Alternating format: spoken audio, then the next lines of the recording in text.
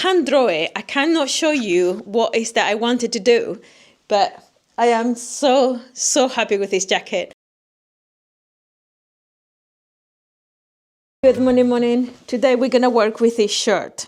I think it's supposed to be a shirt jacket. It's a very thick cotton, but it has some marks, and I have a good plan for this. If you ever want to make a jacket and you be scared of all the bead, you're kind of a beginner sewist or intermediate sewist, and you're scared of all of the plackets and everything, all the big details, this is an easy way of remaking yourself, refashioning yourself a jacket. We're going to convert this lovely 100% cotton shirt into a cool cropped summer jacket. And we're going to do a lot to it, but this is a very good beginnings. So let's go with it. The light in this place is all over the place always. I'm by the window. Right, I don't know if you can see there is marks there. That's never going to come out. It looks like coffee or something like that. I should know. I couldn't even finish the sentence. I know what a coffee mark looks like. Okay, so what we're going to do here is, come. I am going to close it so I can cut it in a straight line. I'm also going to take the pockets out because I'm going to use this, the jacket or shirt as my pattern, and I'm going to stitch on top. So I really don't need any more bulk on the top. Oh, look at the shape of it. Oh, that's cool. Look, can you see? Sorry, my phone is just beeping. The shape of it is actually exactly what I wanted. I want it to be a little bit an A-line. So once I cut, oh my God, these buttons are hard. Right, that's kind of annoying, to be honest. Right, let's see if I close it here. Right, that's my middle, and that is the other middle. You know what I'm going to do? I'm going to pin by the seams, because normally I am, I'm very scissors happy, but this time around I really want this to be exact. Yeah, I was just saying that the sleeves either were cut for a 3/4 or just short for somebody who was a bit of a shorter person. Right, so I put the sleeves, one sleeve inside the other sleeve, and I'm going to put the seams from the armhole to the side. I'm just going to pin it. See, now, actually, I don't even think I need to pin them. Right, let me go and get my ruler. Look at me with rulers and everything. Hold on a second. Let me go and get my ruler. Okay, so I don't know exactly how long I want it, but I think I'm just going to cut from the middle of the last button. These are the two last buttons. Okay. Just let's give ourselves a bit more fabric just in case. So let's do, like, for instance, number 29 centimeters is kind of vertical. Yes. So I'm just going to make it like that. And just so I cut it straight, I can do this. I can always add more. Right.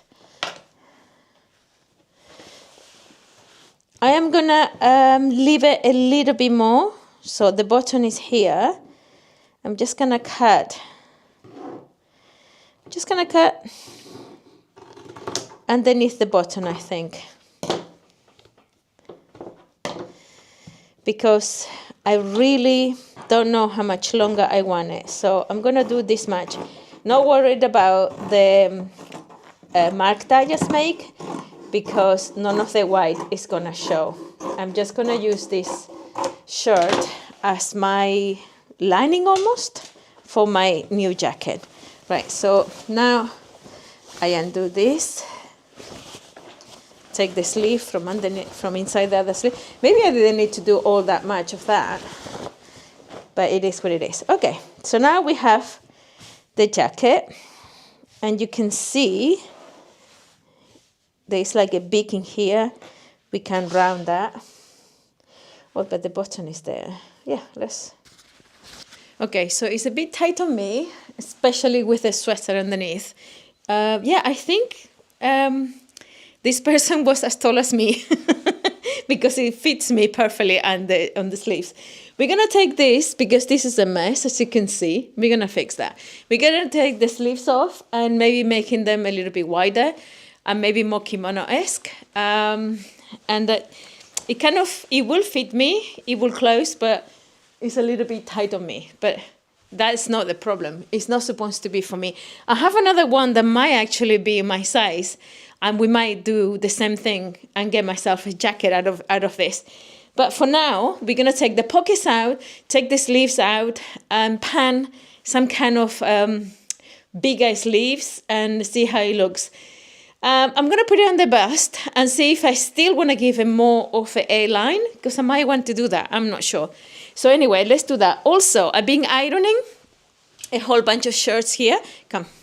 I don't know, sometimes I think you're scared of me. I don't know why I need to bring you all the time. You're welcome here, just come in.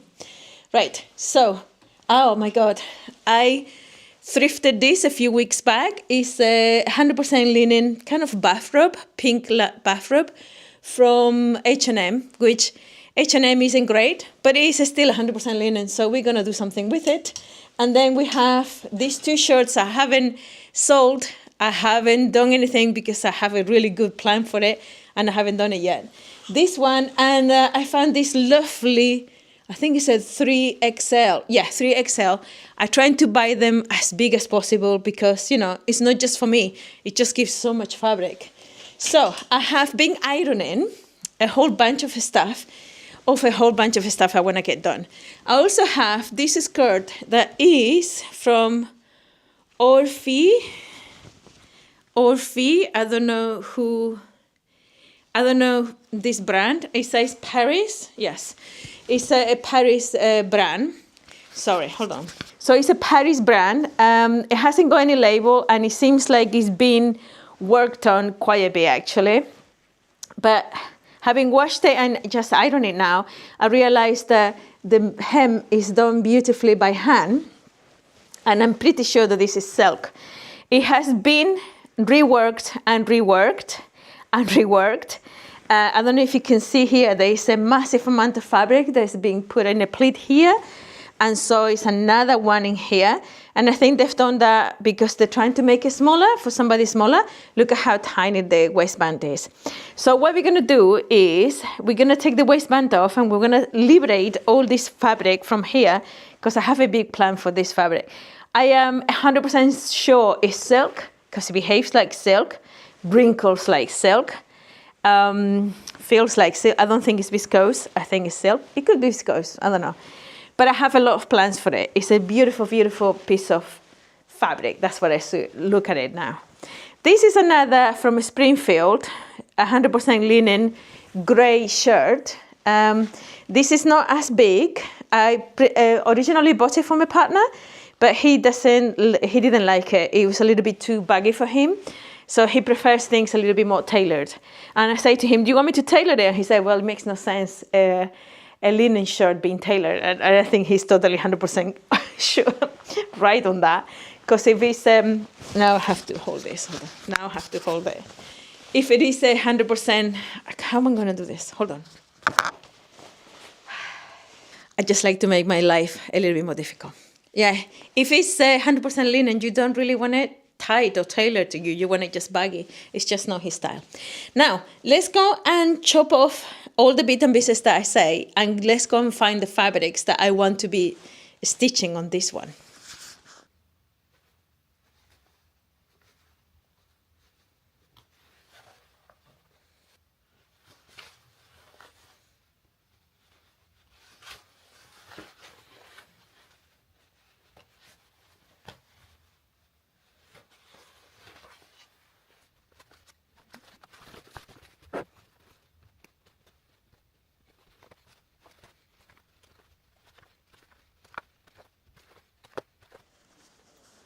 Might as well just cut it, to be honest. It is a bit of a mess, so I'm not going to even spend time on this. I think I might even do something else with the sleeve. So I just want to release all the fabric and see what is in here. I might make it smaller, like a kimono. I don't know. I generally don't know. Also, the other one is kind of really messed up. See, I show you it was a... So yeah, let's just take this off. Yeah, sorry. I think I was off camera. I was just saying I'm gonna cut the collar off because I already washed the shirt, and I don't know if you can see there's some like a yellow marks there. That's not gonna come out. So for now, I'll open it here as well. But for now, I'm just gonna chop off the collar. Let me see. Let's do it. I have my coffee there, so I try not to put it in the coffee because even though I'm gonna be using some kind of fabric to stitch on top, I still don't wanna make it up a mess, you know. I think I'm gonna open this anyway to take that fabric off, but for now, this is what we're gonna do. Right, let's go and put it in the bust, and let's see. Okay, so this is the jacket. This is what the shape of the jacket is gonna look like. I took everything else, pockets, collar, and cuffs. And I'm kind of happy with the shape. I'm gonna remove all those threads. I'm kind of happy with the shape. It's a fun shape. I think, I don't know how it will be with the sleeves just like this. Also, there is a little bit of stitching here, but this one is ripped. So if I decide to leave it at this height, I need to stitch it. Now, the plan for this is I have some really cool blue. I'm gonna have to take this last button off and just leave the last button here. I mean, it is a mess. I can see why. I don't know if you can see it. I want to show you everything when I'm talking. It is a mess. You can see there is a really bad marks in there. So yeah, there was no way this shirt was going to be doing anything else but just being thrown away. I actually like, the idea is to do a bit of almost kimono-esque. Almost, I like the idea of the kimono because it's such a simple shape and I love it. So something really simple. Now, the idea was to stitch over and not actually stitch over the buttons. But what I might do is, because I don't particularly want to do new buttonholes, so, you know, I didn't want to touch the plackets. But I just realized that the placket itself has a mark. So we're going to have to do something there. I might even just bring it here a little bit or bring it. We shall see. We shall see. We're going to do some art on this jacket, kimono-esque jacket. I kind of have the urge to try it on. Let me try it on again. Okay, I took my sweater off because I wanted to see how it fit. I actually think because it's a really low shoulders, it's a drop shoulder, I generally think it'll be better off, whether it's for myself or somebody smaller than me, to be a jacket, it needs to have a bigger sleeve. So I'm actually gonna undo the sleeves, and since I'm gonna do that, I'm gonna undo all of the seams sideways and arms because I want to do like a patchwork on top of the jacket. And I think it's a lot easier once it's flat. So since I'm gonna take the sleeves off anyway, I might just open the whole thing up. But, you know, I just wanted to see what the color will look like. I mean, if I'm only wearing a vest, an ambulance. If I'm only wearing a vest, I can fit this size a little bit. I just want to give it some weight, so it's more of a jacket. And I think even for a smaller person, it really, as a jacket, it needs bigger sleeves. So we're going to patch up some other fabric to make this sleeve wider. I might even make it this short because I think, or a little bit longer, but not much longer. Anyway, let's do all of that, and I'll show you bits and pieces. I have taken a little break from opening up the jacket. At the moment, I have just the body of the jacket open, and I have one of the sleeves, like I can actually open it easily. So this is one of the sleeves, and you can see how narrow it is for the jacket. So we're going to use this as a pattern to make it a bigger, thicker, wider. Anyway, I want to show you, I've gone through my stash, and I wanted to do something in denim. So I picked all of my denim, and I didn't really like it all that much. But then I found out these 3 pieces that I picked from the Utrecht market. Me and my partner went a few weeks ago, 3 or 4 weeks ago, and I didn't buy much. I bought a few bits and pieces of cotton, quilting cotton, and this, because I really don't need fabric. I just wanted to go and have a look. So anyway, these are 3 sets of, I think they were like 3 for a tenner, I want to say. I don't know if 3 for 750 or 3 for 10, I can't remember. But this is like 50 centimeters by 140, and it's all 100% cotton, and it's very light in weight. So this is something we need to think about it. So I have this one because it has like a splat. Then I love this one because it has like these beautiful flowers. Am I saying it right or wrong?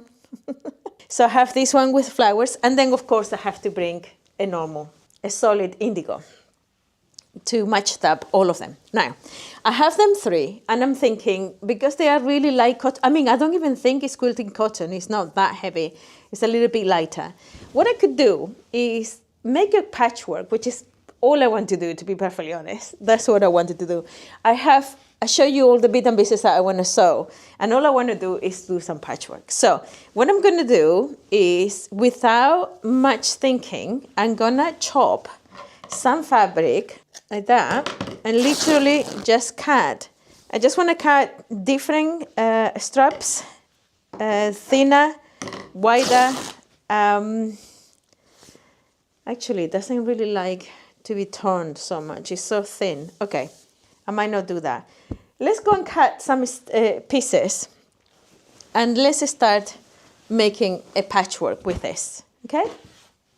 If you're not here, if you're not been working with me in the past, I think you're going to have to find out very soon that I'm somehow allergic to rulers. I don't use that much rulers. I just like this. I like give myself some kind of fabric, and then stitch, and then cut again, and that is all I want to do. Whether I'm making it for this one video or I make it for myself when I'm interested, that's all I like to do. I recently started ripping that one. I know it doesn't like it. Look, it doesn't like. I think it's because it's quite lightweight. Right, let's be good. Let's do it properly. I recently started crocheting again.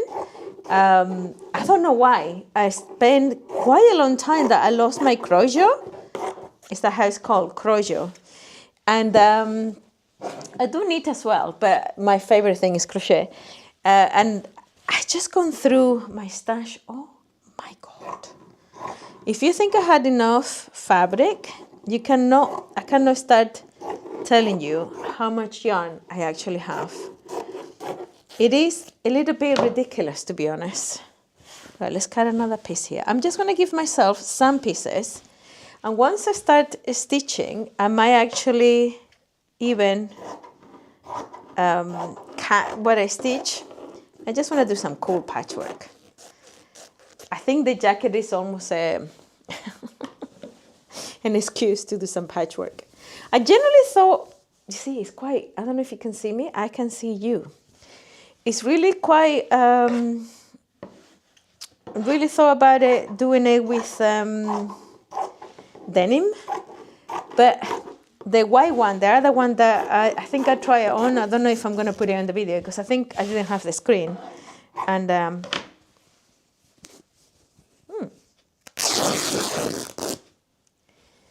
okay, this is not as bad. I might do this a couple of more times. Yeah, I was thinking maybe I can use it for the thicker shirt is still a jacket, I think. This one is a shirt, or yeah, shirt, and the other one is a jacket. And then maybe, hold on. Maybe we can do the denim for that one because it's a little bit heavier. Also, we could quilt this. We could. Right, no plans. Let's get my sewing machine. I have some scraps. I have made a scrap. Woohoo! Who would have thought that somebody need to make scraps? I guess this is if you are like a really good at program your patchwork and everything. This is when you cut with your ruler and everything. Ain't gonna happen here. Right, I have my plan. This is how I started. Yeah, you cannot accuse me. You cannot accuse me of being really organized. That you would not accuse me of that. I don't think anybody ever would. Right, let me get the sewing machine and thread it, and let's start doing some patchwork. Let's start making some pieces, and I see how I feel about maybe quilting it, maybe making it a little bit thicker, a little bit heavier. I might even put a little bit more size and keep the safety jacket for myself because I am selfish like that. Maybe.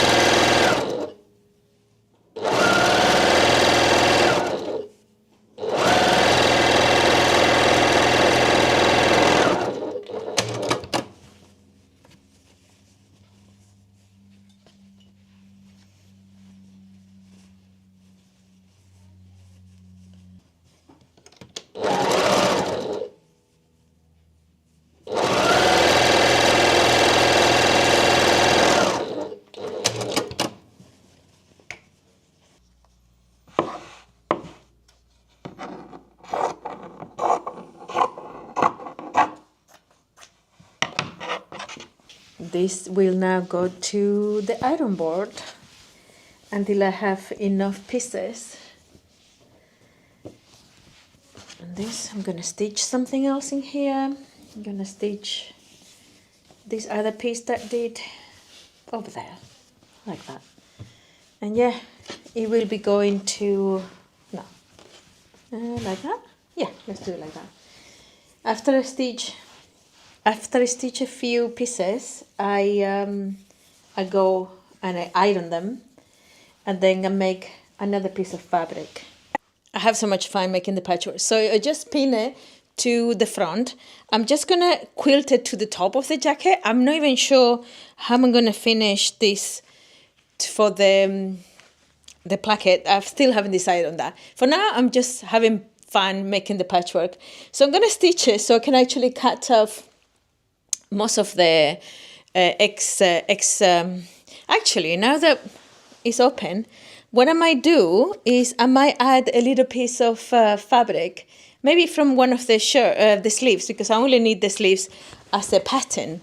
I have the suspicion that I want this jacket for myself, and since these sleeves are not going to be great, I'm going to cut it open and add a piece on the side here before I actually stitch. I broke the stand where you add, and I have to be very careful.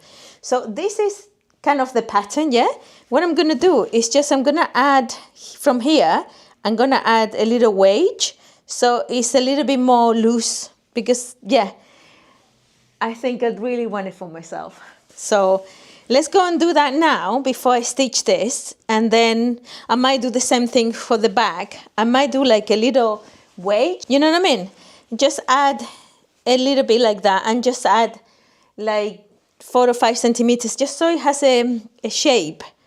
Okay, I don't know if that's gonna work, but that's what we're gonna do. You know how things are in here. Okay, let me iron it. I am not sure you can see in the garden. It is actually quite beautiful. But I think I'm gonna chop some of this greenery because it really, really affects the light in here. But just the greenery in here, so you can actually see there's a pink tree at the back. I only noticed today. I was in the studio, in the back room, and I noticed that there's a beautiful, beautiful pink tree. So if I chop a little bit here, you can actually would be able to see it. Right, so I actually need to get, thinking about this now, I need to get 4 wedges, don't I? Because I need to do the 2 fronts and the 2 backs. Oh, actually, I also have this bead. Oh, okay, that's less stressful. I also have this bead. This is the bead from the bottom. So obviously it's not going to be now, it's not going to be on the grain, but that never stopped me.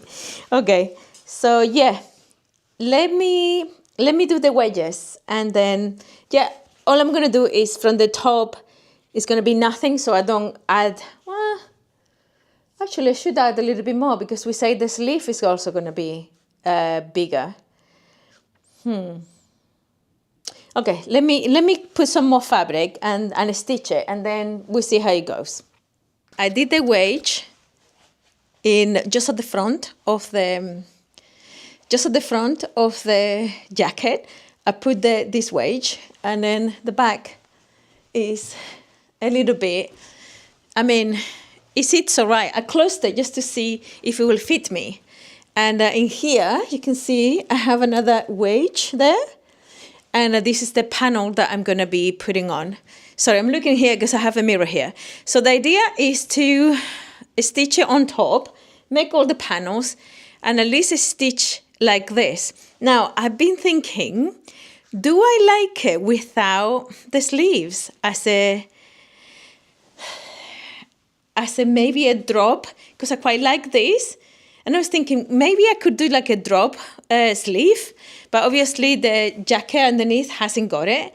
So I quite like it actually. I might not do like a proper big jacket. I might just do like a drop sleeve. I don't know, I'll see.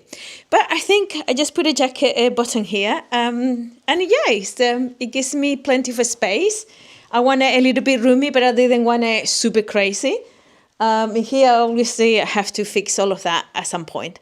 But this is the bead that I am having most fun with. So I only stitched it. I'll now have to unstitch it again. I only stitched it because I wanted to see if it will fit me. And it looks like at least I can close it. Now, I have done pieces that are falling. So this is a cuter piece. And this one, for instance, whenever I have a really, really big, long piece, I just chop it off or I go into an angle and, sorry, I'm moving the microphone. And so I make a little bit more interesting of a patchwork like this one here. I don't like big, long pieces. So I might have a little bit of fun doing that now. And then I'm going to see if I can stitch it. I don't know if I have any of the cotton thread in here, like a really thick embroidery thread, because it also will be nice to do a little bit of hang stitching once it's quilted. I think I like the idea of maybe doing like a drop sleeve and just do it like a little, I don't know. Yeah, all of this, by the way, is remnant once I'm stitching it here.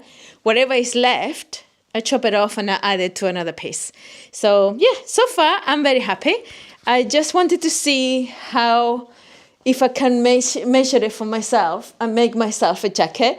I don't know if I like this, I mean, now that I'm here, I could as well just cut it like that and then make, because it's kind of restricts, you see what I mean? Here, it restricts. I might just do that actually. You know what? I'm going to take this guy off. This was just for me to see what it would look like, and I think it's going to be stunning. I think I'm going to do that. I'm going to cut the sleeve here, the shoulder, and then going to try to see if I could produce a sleeve. I'll copy the armhole. Let me think about it. I think that's what I might do. It's already 4 o'clock. Yeah, 10 past 4. And it's been one person in the shop today. One person. And I spoke to, yesterday I spoke to some people, and they were saying that the university is 2 weeks off for holidays. So I was thinking, okay, that makes sense, because it's been so quiet here, which I don't mind, because I actually, thinking in the future, I think I quite like to have an atelier, because I like having a shop, but I like most sewing and doing my own thing. So I don't know, we shall see. Anyway, I'm going to take this piece off. I'm going to open the size again and decide on the shoulder. Now that it's open, I'm just going to decide. I am 100% sure that you could have done this a lot easier with a fresh piece of fabric and a pattern, and just go ahead and do it. But it wouldn't be me if I didn't overthink things and I did it like this. Yeah.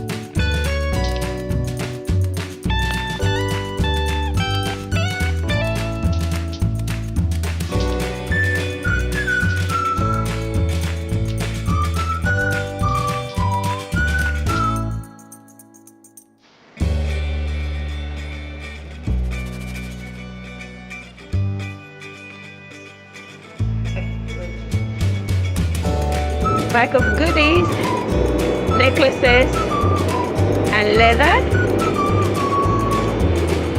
and that one too. Good morning, lovelies. Second day of working on this lovely vest. I call it vest because it hasn't got sleeves yet. So I spent some time working. There's a piece here that I haven't covered, but it doesn't really matter much. I've been working on the, I don't know if I show you, I opened up the armhole and I chopped it off. I reduced the length of the armhole because it was a little bit too long and it was kind of pulling. So at the moment, I haven't tried it, I just chopped it off. So the armhole is now much bigger, but I'm having second thoughts about it. I mean, I absolutely love it, don't get me wrong. I have left, it's all quilted, I don't know if you can see. It's all quilted, and I have left enough fabric so I can cut it and then fold it like that, and that will stitch it all the way to the buttonhole. And the same thing here, I want to cut it and fold it and hand stitch it all the way to the buttons. So I'm going to use the buttons and the buttonholes originally. Also here, remember there is a mark in here, a coffee mark. And I think if I do that, let me show you. I think if I do that, like that, and hand stitch it, this is a job for me for home in the evenings, just having some time watching some telly or whatever. At the moment I'm crocheting, but this is a job for hand stitch at home, relax. Okay, so there's that. Now, I haven't got the sleeves cut yet, because what I'm going to do is I'm going to drop this flat on the table and I'm gonna copy the armhole, and then from there making the sleeve. I'm absolutely loving it. I have a few notes to say if you were to make it yourself. It is a lot easier to make the patchwork pieces. Like for instance, my patchwork is very intuitive. I just go ahead and put this with Andy's, and I normally always love it. I do love it. The difference being that this piece here is a lot more pieced than this side here. So this side here has longer pieces of block color, and this one has more chopped off. I personally love it. I absolutely, for me, it's almost like lucky, you know, whatever gets there, it looks nice. I love it. And then the bag has a few more bigger chunks and not so bigger chunks. In here, I'm gonna put some of this flowery cotton fabric in here. But as you can see here, I brought some of the fabric from here. It came over to the shoulder, and I just finished this corner here. Right, for the collar, I don't know if I want to go up to the collar, or I might actually open the collar and put a little sliver of, almost like a little frilly, like ruffle, almost like a little tiny ruffle going around the neck. I might do that. I don't know. I absolutely love it. It's definitely going to be for myself. I'm going to keep it for myself. But now the questions I have is very light, because you saw what it was. It was a kind of a jacket or a thicker kind of shirt. So there's not a lot of oomph on it. So at the moment, it's just a stitching here, and I left quite a long piece of the patchwork because I think I might leave it a little bit longer. But at the same time, I think I would like to be a little bit heavier, so more of a jacket and less of a, at the moment it's really lightweight, and I think I would like to wear it a little bit more in the summer. From now on, it's not much of a jacket, it's quite light. So I'm in between two minds whether to close it or actually go and get some cotton wadding and or even a shirt that is made out of flannel or something and put it underneath. So it would be, I mean, I think I might have a couple of flannels. I don't know if I have any left, to be honest, because I chopped them off to make some other stuff. I don't know if I want to make it a little bit thicker. So I'm gonna be doing the sleeves, and I don't have a lot of fabric left of this one, but I think I have enough for the patchwork for the sleeves.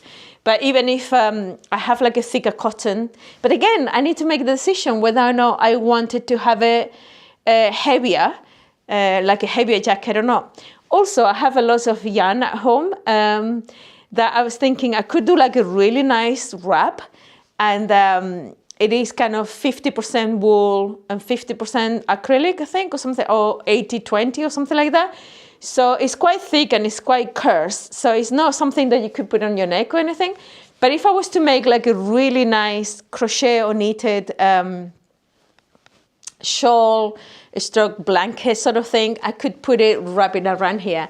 And I have some of it that is gray, and then I have some of it that is purpley, and I have some of it that is like aqua green, beautiful aqua green. So I was thinking, you know, a combination of maybe the green and gray, or the purple and gray, or even the three of them. I need to see.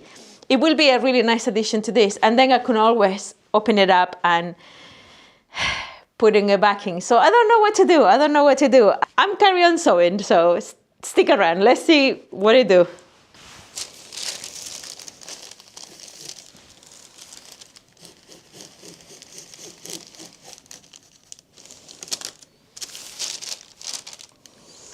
Okay, so I just done, this is I'm just copying the armhole. That's the front. Okay, let's do a mark here so I know that's the front. Okay, so this is my new armhole. It's not perfect. Let's hope it's gonna fit well. This is the original sleeve. As you can see, it's quite a lot smaller, because if I do that, it doesn't get, see what I mean? It doesn't reach, no, almost reaches actually. No, it doesn't. It doesn't.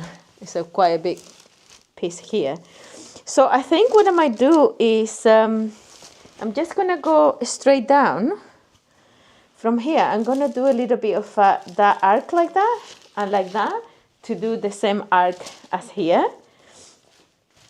To do that arc, instead of doing this, I might do it a little bit, I don't know. I'm gonna try to figure out. Okay, I'm gonna try to copy this one with the same length as this one, hopes, and then I'm just gonna add the length in here. That's what I'm gonna do. And if it doesn't work, I don't know what to tell you. I really, like, genuinely don't know what to tell you. Right, so if I do, let's see. If I do that, and like that, and then that goes this way, and then that way, yeah? Okay, I don't know. Let's see, okay? I've never really done this. I'm just trying to figure out this as I go along. So I think I'm going to do it this way, and if it doesn't work, oh well, we can try another time, yes? Also, I'm going to do it quite wide, I think. This table is never big enough. I have so much that I want to make. I always bringing, oh, shall I put this? Shall I put that? I always bringing all sorts of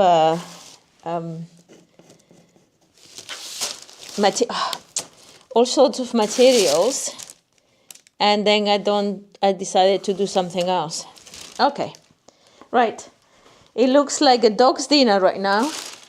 I hope it won't. Let's see.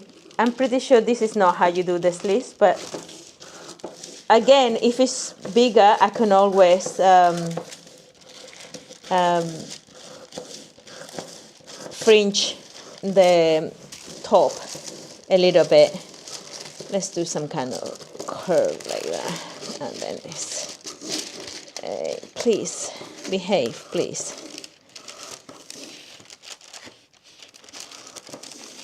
Okay, and of course I didn't have enough. Okay, let's do this.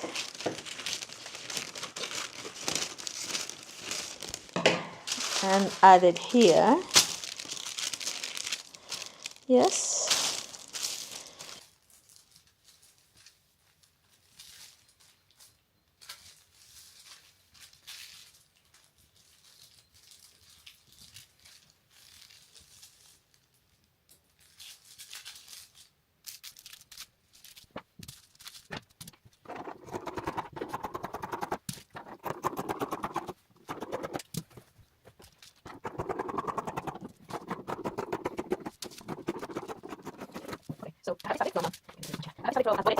And since I'm not sure if this is gonna work, I think I'm gonna try to pin it and see how it goes first. Yeah, I'm gonna do that. Actually, let me cut these two sides so right. So when I can pin it here, let's see how this goes. My camera is about to die, so and this one, it doesn't really matter whether I do it front or back. I mean, both sizes are pretty much the same. No, I think that's the right. But it doesn't matter because it should be covered with the blue patchwork anyway, so it doesn't really matter. Right. What do you think? Do you think it's gonna match? You think it's gonna do it?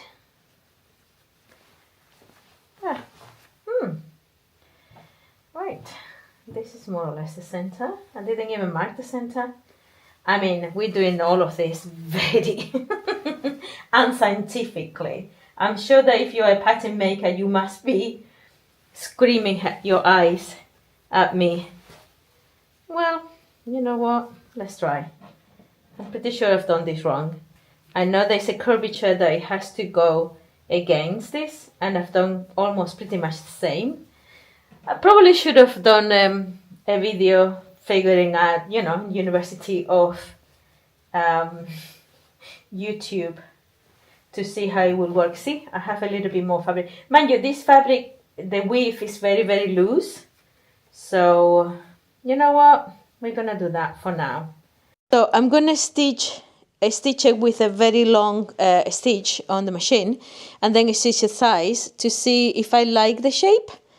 And if I do, then I do the whole patchwork and I finish the jacket. Otherwise, I need to go back to think about what I want to do.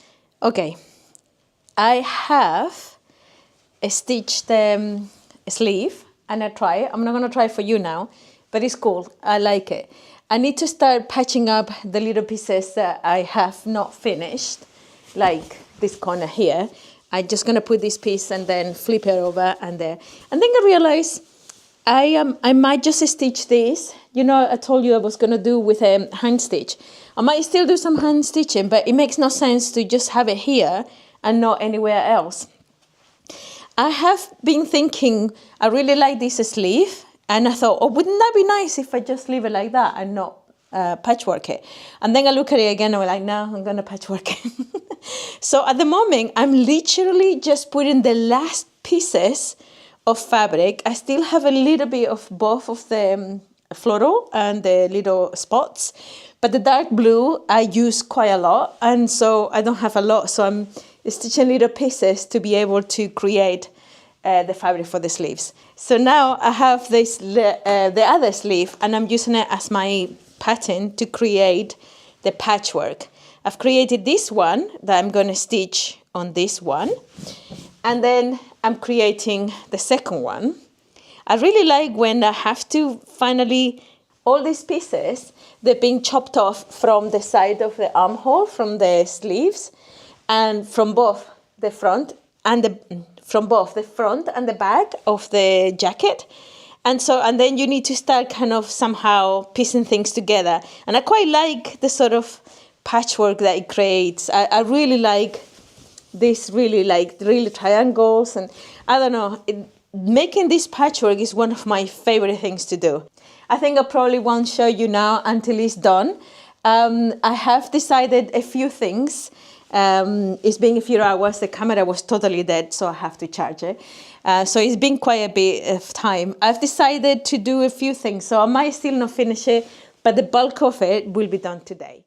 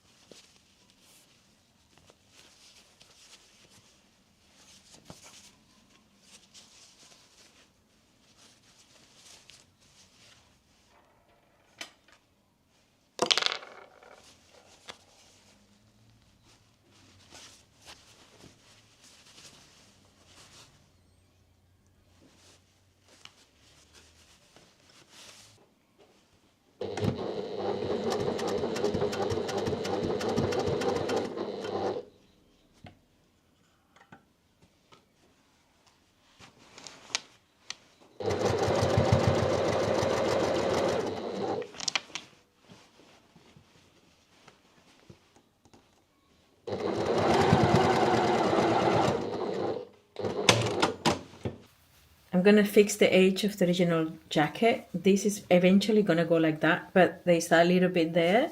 They'll be raw. So I'm just going to do like a little bias tape without being a bias tape even. I'm just going to stitch this. Okay, so they're not perfect, but all I want to do is that when I finish the jacket is finished. See? This is going to... I think I might add a little bit more on the white bit. I might add like maybe a couple of more centimeters to the jacket, and then I'm gonna turn this upside down, and I'm gonna leave it maybe this length, just so I add a little bit more to the jacket. I just want it a little bit longer, that much. So then this bit here will be finished, and then we will have another one. Good morning. It has been a couple of days since I spoke to you. there's been a couple of appointments and things and this and that and yada yada. I've not been able to be in the shop for 2 days. I mean, it's not like I've missed a lot. It's nobody around.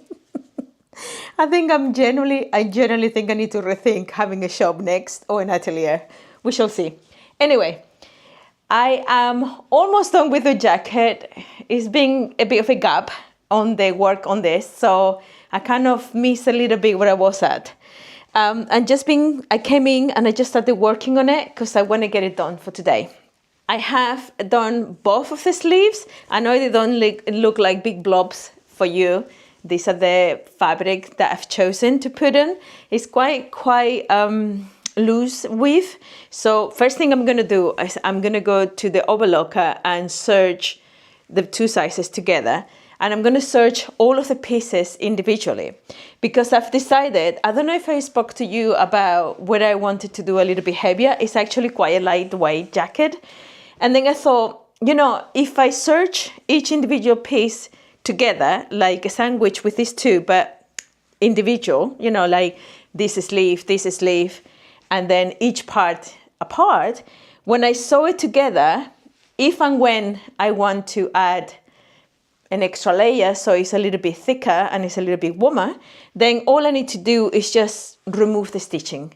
I put the sleeve on with this, only with the white thing, and I try it and I really, really love it.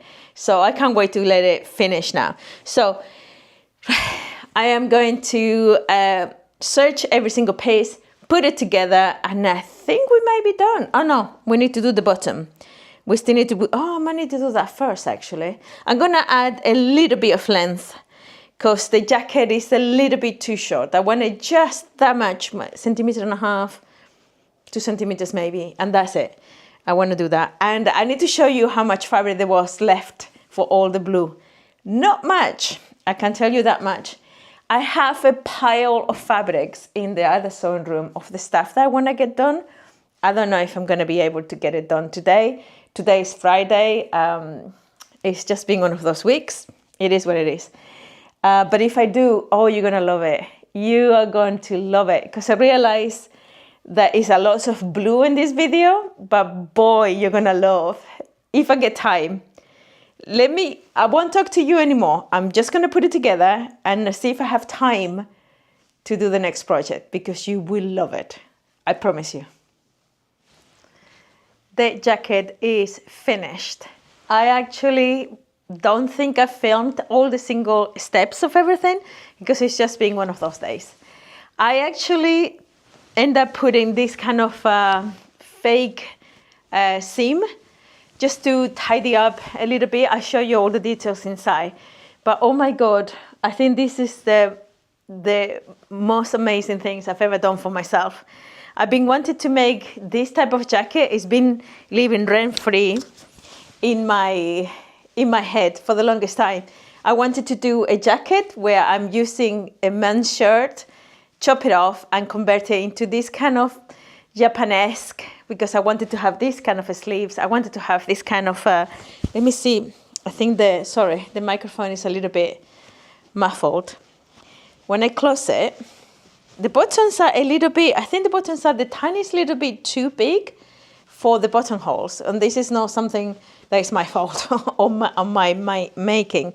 I think this is part of the original shirt. So I'm gonna have to either change the buttons to smaller buttons or just open the holes a little bit more. But I actually do like, let me take this off. I actually do like the brown buttons. Let me close it all together. Okay, so there is an oriental kind of thing about it, I think. I love it's a little bit Japanese in terms of the fabrics that I use, the indigo fabrics, and the cat. I wanted to do something hunting-like, but with my own thing. It's just been, I can't draw it. I cannot show you what is that I wanted to do, but I am so happy with this jacket. So at the moment, it's being super quiet in here. So my partner is working here with me today. And it's a lovely day, even though it looks a little bit overcast. It's very nice and warm. It's 19 degrees or something like that, or 18 degrees. So we're going to go out and enjoy Amsterdam with my new jacket. I'm really, really pleased. I think what I might do is, I don't know if I like this button here, because obviously it looks like a shirt. But, oh my God, I cannot tell you how happy I am with this jacket. I love the shape. I don't know, now that I've closed it, I think you can see there is a little bit of a kick. Remember, we added the wedge of fabric in here to make it go out a little bit. The sleeve is a whole bunch of a sleeve that we made ourselves. The armhole, we reshaped the armhole. We basically took a man's shirt just for the buttons, and we fleshed it up with something totally different. I'm really, really happy with this one. There's 2 more projects that I would have liked to make for this video. I'm not going to mention them just in case editing Luz decides that the videos are getting too long and the other project goes into another one, the next video. But I am going to hopefully get 1 more project because I wanted to get more done this week and I wasn't able to. So anyway, the jacket is done. No pockets because I don't actually, I mean, to be honest, I don't even have much fabric. So I can't even use the fabric that I have, because the blue one I have like tiny little, I show you, tiny little bit and pieces of the fabric. And it was 3 cuts of 50 centimeters by 140. So 1.5 meters basically of fabric. And the shirt and a little bit and pieces of the shirt. Not much left, to be honest. Anyway, I'm going to leave it for now. I might see you for the project on Monday, most likely. Otherwise, yeah, thank you so much for watching. And I will see you in the next one. Bye.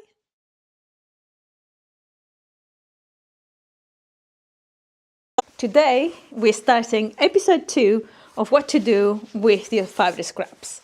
On the last episode, I made these 2 panels of denim. I've been thinking about what I wanted to do with these beautiful patchwork pieces. If you want to see how I made them, you could go to the channel. I'll put the link below. I have 2 ideas. The first idea was to make an upcycle hoodie for the shop.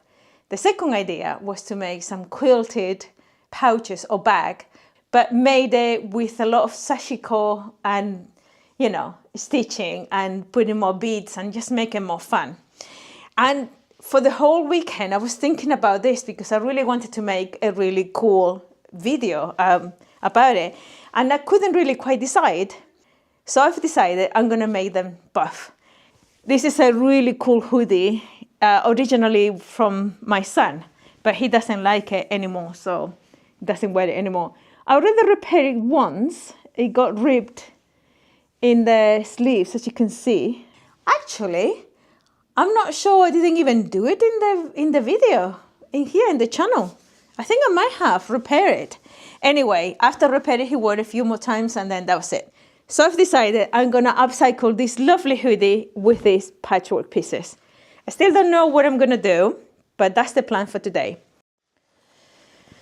Okay, so this is the hoodie, and now that I'm putting it down, I realize there's a few marks here that obviously have been camouflaged with the fabric. So I was thinking, I normally would like to do this sleeve, but I'm gonna do something different. And since this is the piece I have from the last project, I like these eyes here, and it will kind of fall here if I was to cover all of that. And then I was thinking, since I fixed this part here, what I might do is take the pocket again and put this fabric underneath, and then maybe do a cut somehow, kind of half part of the top with this. And then I would like to actually do the sleeve with the rest of the pieces of fabric that I've got. So this one, I do have this cute little guy here, but I think it might be going to the back of the sleeve. Now, how am I going to do it differently this time around? I'm going to do 2 things differently. First of all, I'm actually going to stitch this fabric on top of this fabric. This is a very nice thick hoodie, and since it's getting really cold, I think it will be perfect to put it on top. And so I'm going to quilt it as well, which will be really cool. That's the first thing. The second thing is, I say, I'm going to put the pocket on top of this, and I'm going to do the same thing with the sleeve. So actually, I'm going to open the seams take this thing apart, take this apart, open the seams, and just stitch this on top. And then I think this is the plan. I then, once it's stitched, I go and do something like that and cut the rest. Maybe I could do something like, I like to take the name away. Or maybe I could just do something like that and leave the name with my eyes in here, because I quite like it. I'll decide about that, but maybe something like this on top and then the other one in here. So first things first, unfortunately for me, is to unpick these seams. This one, all the way around. I hate unpicking. I like to cut the seam off, but I think this time around I need to unpick it. It's quite a thick fabric. My hair is doing what my hair does when it gets rain every time I come to the shop. I got 100% heat. Every time I come cycling, I got wet. And last week was like 4 or 5 days. It was quite a bit. Let me get the seam ripper, make a coffee, because this is going to take some time, unfortunately, for me.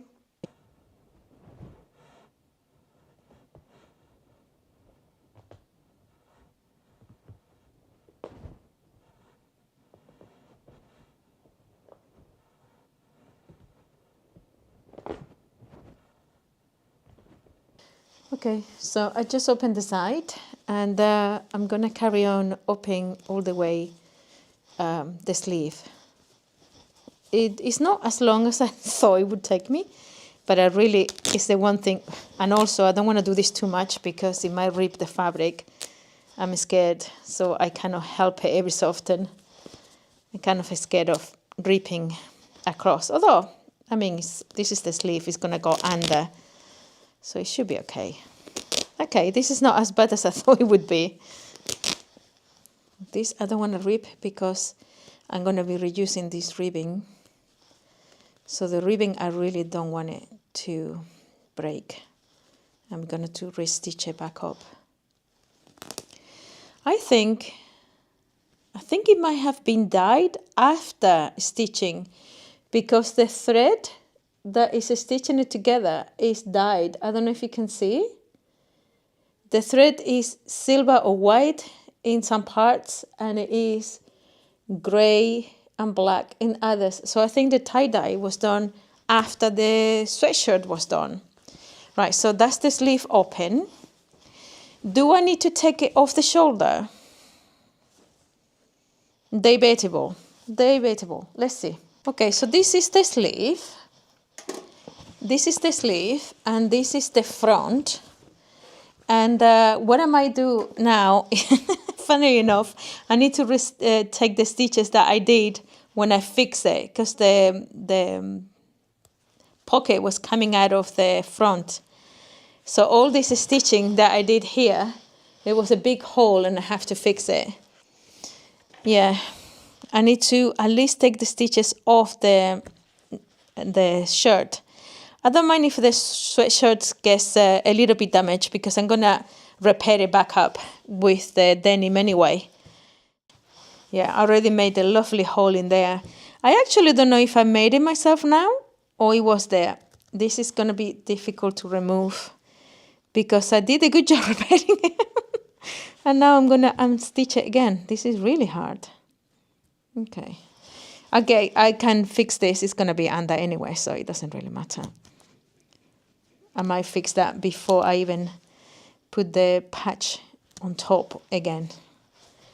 Okay, this is a mess. It's a good job that I have done this before and I know that I can fix it. Otherwise, this could be quite nerve-wracking. I can understand some of you lovelies that leave messages and they go like, oh my God, I don't know how to put scissors.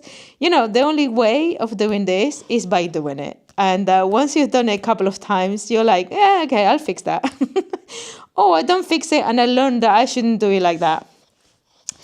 Okay, I think, right, can you see? This is what I fixed. And obviously I just ripped this. So I'm going to fix that again. But also I need to take it off here. And probably take it off the here. I love the fact that I have an overlocker, so I know all of this is going to get serged again, so that's not a big problem either. And the reason why I'm picking instead of cutting off is because I'm going to be using the the hoodie as it is. So I don't want to make it any smaller than it is. If I take the seam allowance off, one of the sleeves is going to be slightly smaller, which in this oversized kind of thing doesn't really matter much. But I decided I was going to do it properly. Even at the cost of maybe ripping again, which I don't. Okay. Easy does it. There we go. Okay, that's much easier than I thought. Okay, I don't need to do all of it. I just need to do this bit here. See, I fix it here as well. I actually fix it well. Okay, let's unfix what I fix. Don't you just love it? When I went through the shop to see which hoodie will be the one candidate for this upcycle, I couldn't believe I was going to have to use this one again. I generally want to make something that is a little bit bigger because, yeah, people complain that things are not big enough. And I also notice if you have 1 or 2 items of one thing, you don't sell them. But if you have 6, 7, or 10 even, they're more likely to sell because there's more like a collection. And I've noticed that like the blouses that I was making, once I have 3 or 4 or 5 of them, people were really picking them up, trying them up. Now there's like 1 or 2 left. They're not that successful anymore. So I think I'm going to have to make some more. But that's the problem. There we go. That's the problem from Luz from the future. Luz from the present is having fun ripping this thing off. Right, question. I think I might be getting away without undoing the shoulder here, without undoing it, because I don't want to. If I open it like that, I have plenty of space to work. Right, first things first, I'm going to fix this thing. I'm going to fix this thing on the machine. Practically, you know what? Maybe I should open this a little bit more. Practically the same way I did do it. Because at the end of the day, I'm only going to put the denim on top.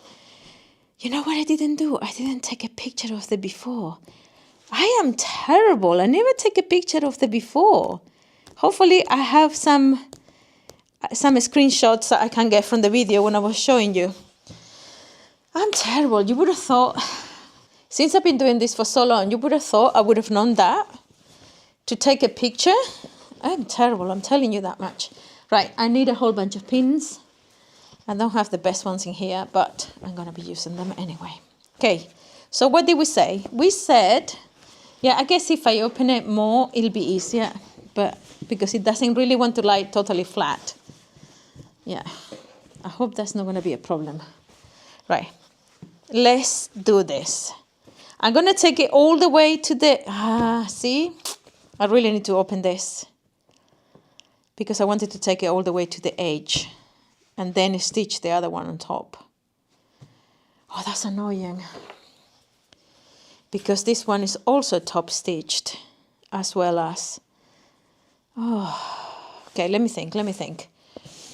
Because I kind of like this stop stitch on the between the front and the sleeve. And I don't necessarily need to undo. That's just giving myself more trouble. Right.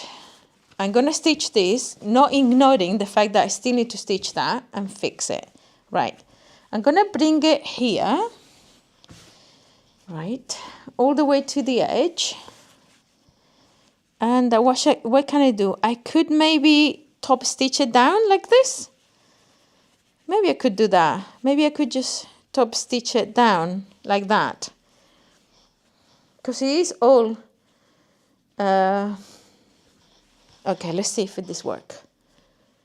So basically, I'm just folding it over a little bit. Is it gonna be very bulky? Let's see. I don't know. Because there's obviously all these seams. I could search, no, I don't like the search age showing. I wanted to do like a flat thingy. I mean, I could take it all the way here and then do that here. You know what I'm going to do? I'm going to take the scissors to this and I'm going to cut. Yes. What I'm going to do is I'm going to take the side all the way to the side because I think it will look better. So this, I will serge it together, the denim and the hoodie. And I think that will give it a much strength. You know what I mean? I will stitch it following the hoodie line because that's my pattern. And then from here, that is coming into the sleeve that I don't particularly want to reuse. You know what? The best thing is just to open the sleeve. Let's do that. This one is a little bit more complicated because apart from being stitched and overlocked, it's top stitch. If I show you how much I've been dancing with the lights in here to make this room a little bit brighter, you wouldn't believe me. Right, we are gathered here to stitch this guy again. We're gonna fix the hole that I just made. You know, no matter how big your table is, there's never really space for nothing. Right, so we have made a royal mess of the shirt. A royal mess of the shirt. So we're gonna fix this, and then we're gonna place the denim and stitch the denim, which is the fun bit. Right, so I'm just repairing this. I wanna show you what I do. Simply going forwards and backwards.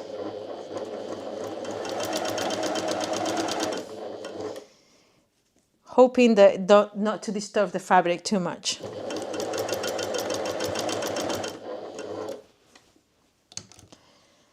Okay, try not to disturb it.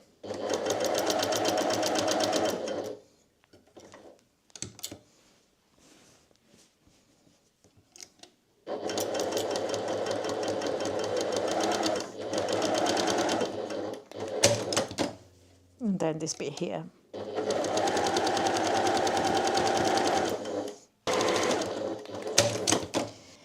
So it's not pretty, but it's fixed. And in here, yeah, I need to fix this bit here too. Hi. So I have opened the front and I opened the pocket as much as possible. And that's the ribbing. Basically, I've made a mess. That's what I've made. I fixed the holes. It's a little bit bubbly, but I don't care because it's going to go underneath here. Now, I'm going to get the pins, if I do see them anywhere. So what I'm thinking of doing is I'm going to quilt the top to the hoodie. And so I need to pin it somehow. But what I want to do is basically do this. Put the pocket on top of, oh, I like it. Look, the eye. As I flop oh no, these eyes are here. Right, his eyes are here anyway. That's kind of sad. But his eye would be on part of it. This is what happens when you do the patchwork without even having an idea what you wanted to do with it. Okay, so I think I want to kind of halfway through the pocket. And then I want to show, I don't know if you can see here. That's the label, the Verdere Berlin brand. So I was thinking, my eyes get here and the everything are here. So I might put a pin in here to give myself an idea of where I want to cut it. And this is going to go this way. Yeah, unfortunately, this guy is going to be underneath the pocket. Can I move it a little bit? No, I'm going to leave it like that. It doesn't matter. I have more of this fabric. Right, so because this is going to go like this, and this is how it's going to go, I'm going to cut my piece of denim. So I basically going to be chopping off the piece of denim so I can actually work with the piece that I'm going to put down. And I think I'm going to cut it off about this way.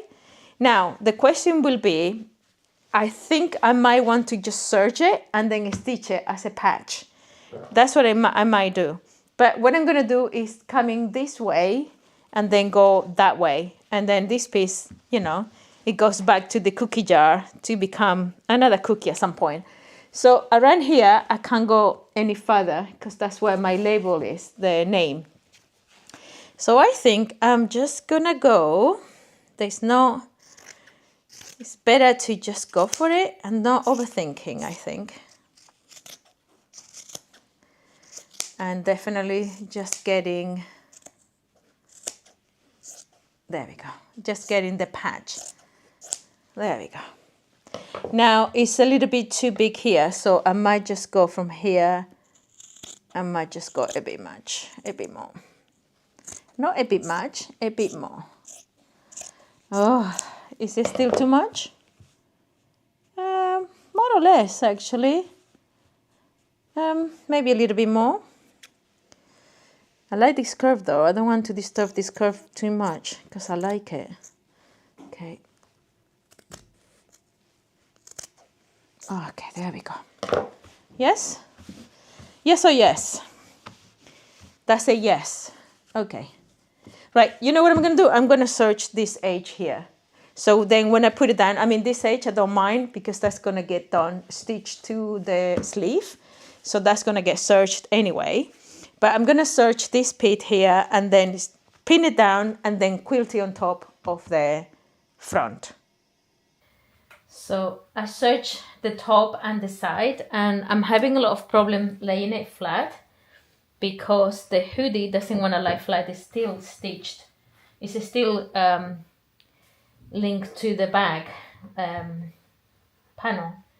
So it's difficult. So what I'm gonna do is I'm gonna give a good stitch first all around the edge, and then it'll be easier for me to work with it. And then hopefully this is laying, it's not really laying all that flat, but I think in terms of laying the fabric, I think it'll be fine. Yeah, it was a good job that I serged the top as well, because it's not going all the way to the edge.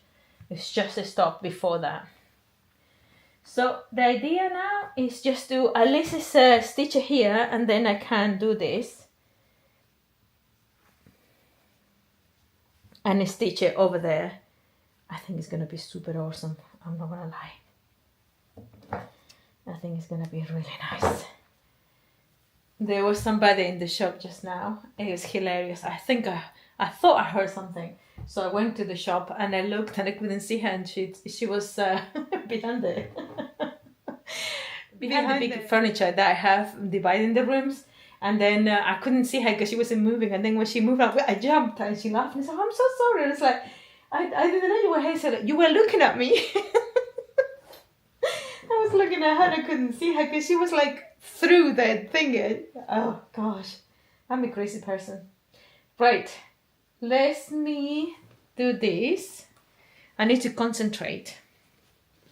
So you need to stop talking to me because I've been told that you talk too much. Right. I'm trying to go as close to the edge as possible. But because I have the whole hoodie here, sometimes I think it's a trade-off, isn't it? You either make your life easier and then have to stitch more, or you make your life difficult. I don't know which one saves the most time, to be honest. Probably, I don't know, making it from scratch. Probably making it from scratch will save money, time. No, probably money too. Okay, you know what we're gonna do? We're gonna do that. Because it makes my life so much easier. Okay, let's take this guy off. And down.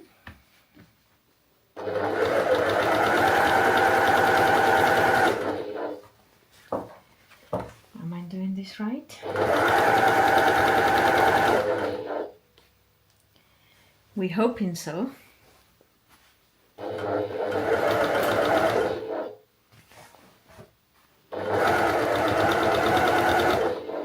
Try not to stitch this thing too much.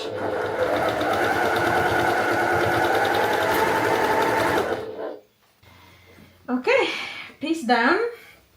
Now I need to stitch this guy back down again. This is done. I'm gonna try my best to put this guy as it was. And try not to, because it has to come to the edge. Let me cut the edge of the denim. Sorry, sometimes I realize when I'm editing, I realize that I say the, because I'm mostly thinking to myself how to do something. And I let you hanging. Sorry.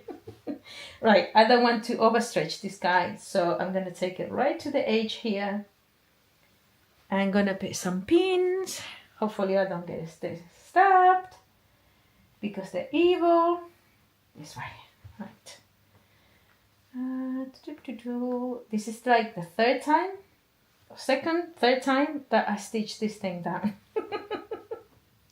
I think after this hoodie deserves to go to a better life.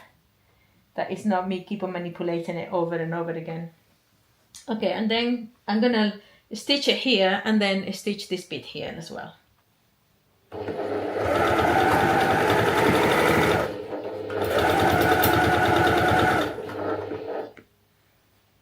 I don't want to go too fast.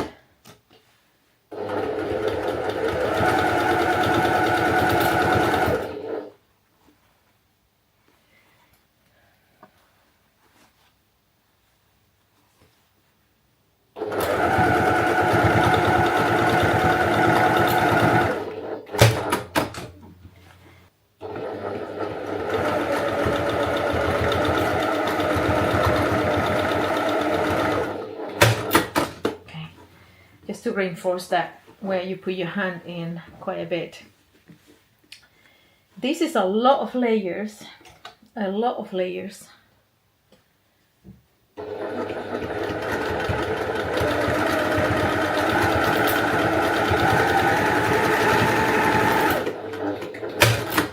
Okay, pocket attached.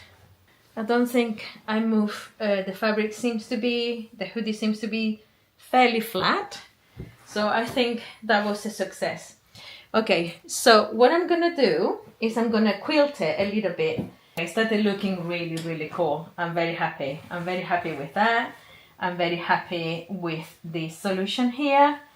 Sorry, this, I wanna show you this. What I'm gonna do is I'm just gonna turn it around to make my life easier.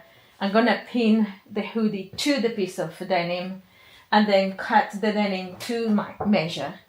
So I'm sure that I'm doing this correct. So I'm flattening it out. So let's pin it and cut the denim off it. So then I can see exactly where my edges are. And then I will serge it all together once the sleeve is also done. It's actually, this is not as long as a project.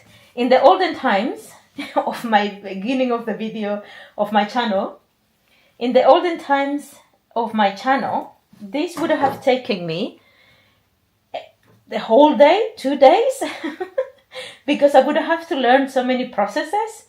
But now that I've been doing this for quite a bit, it's actually okay. It's taken me a lot less time, and I kind of understand, you know, what processes I'm making. So it's actually quite easy. I find that now. Practice, hey? What did they say? 10,000 hours? It'll be interesting to know how many hours I've done for my channel already. And when I say my channel, I'm talking sewing. So it's not just the, obviously it's not just the sewing. It's not just the, oh wow. That looks really cool, doesn't it? Look at that.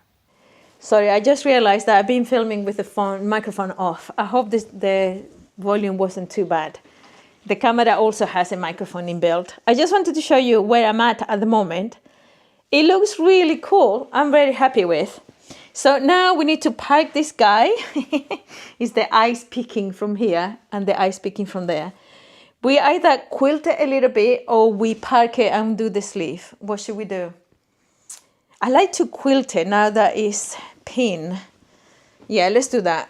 So then I can put the sleeve as well. I'm going to put some pins on the front instead of on the back because it makes more sense, doesn't it? So you're looking at me instead of looking at the work. So yeah, I think I'm going to quilt it, but when I'm going to quilt, yeah, I'm going to quilt it, but I'm not going to go crazy putting loads of stitching because at the end of the day, it's a hoodie and it needs to move. And the whole point of the elastic on the denim is that I was going to make, use of that. So I think I might go up from the top of the stitching. I'm going to be using some of the seams that I already have. So I might come this way. I don't know if I want to put a lot of stitching down. I might put a couple down. Is down better than a straight? I think it's better than across because across the body you take the flexibility. Yeah, I think I'm going to do a few up and down just to leave the fabric so it's kind of stitched to the denim, to the hoodie better, I think. I mean, this is the first time I do this type of one. I've done many upcycles on hoodies because, funnily enough, I think it's one of my favorite things to do. Okay, let's go.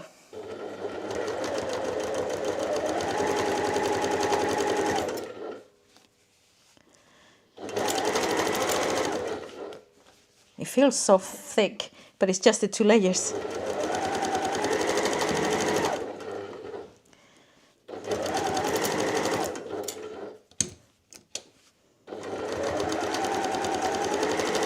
I don't want to overstretch anything, so I'm going slowly.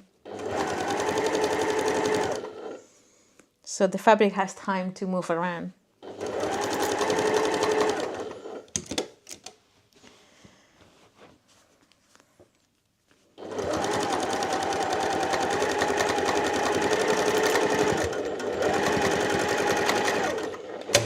I hope the overlocker is not going to argue with me about all these seams as well.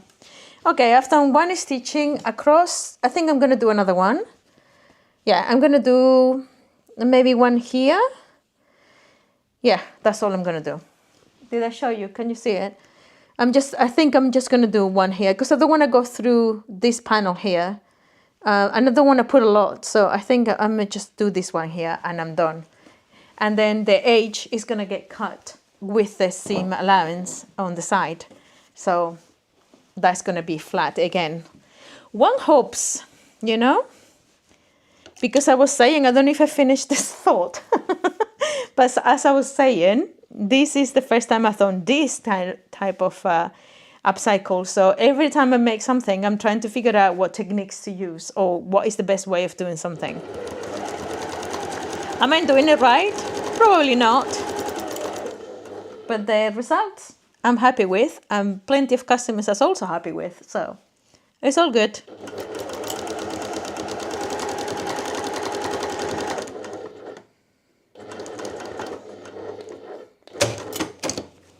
Look at how good I was here. I just stopped right before the pocket. That's extreme. That is extreme sports. When you're talking about quilting, that's extreme sports.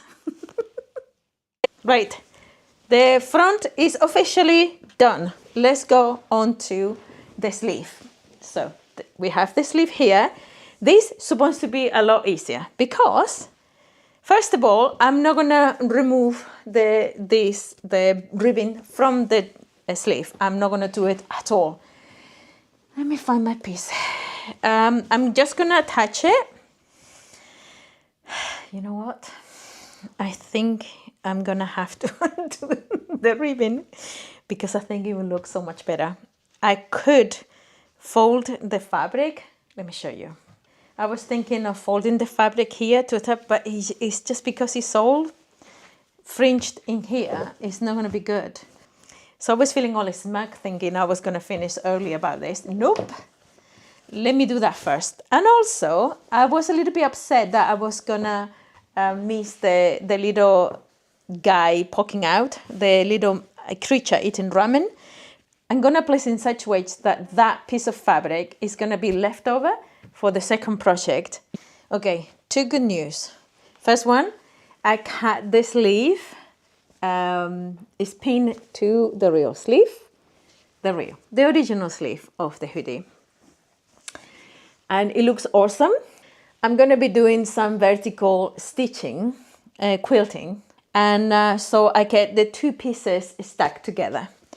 And the other good news is I was able to escape with this little guy because I wanted to use him on the second project of this makeup, of this patchwork makeup. Now, let's quilt this bit. You know how it is, nothing interesting. Up and down. I got carried away and I did the stitching that I told you I would do, the quilting, that's the original sleeve. And then I attached the original ribbon to it. It started looking really, really cool, I'm not gonna lie. Right, so before I attach the sleeve to the hoodie and finish the project, I need to actually attach the original ribbon. I don't know why ribbon is a word that I find it difficult to say. So I need to attach it here, and then we could put it all together. I'm just gonna lay it out flat, attach the sleeve to the body, and then turn it around and stitch this thing like this. So this seam first, and then this seam. Done. It was a bit of a stretch, I'm not gonna lie. It was a lot of layers. Good machines makes your life so much easier. Look at that pocket. Look at that pocket back in there. You know what? I'm gonna find the middle of my sleeve, the center. And I'm gonna, first of all, chop a little bit of the denim. And then give myself a little notch there.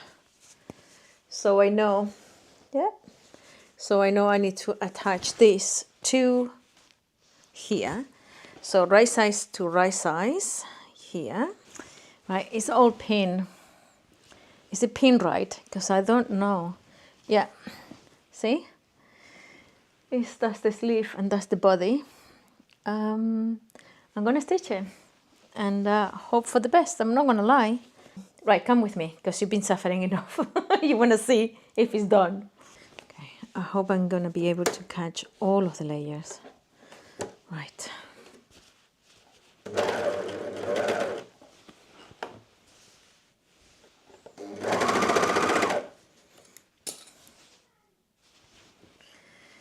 Okay, that goes there.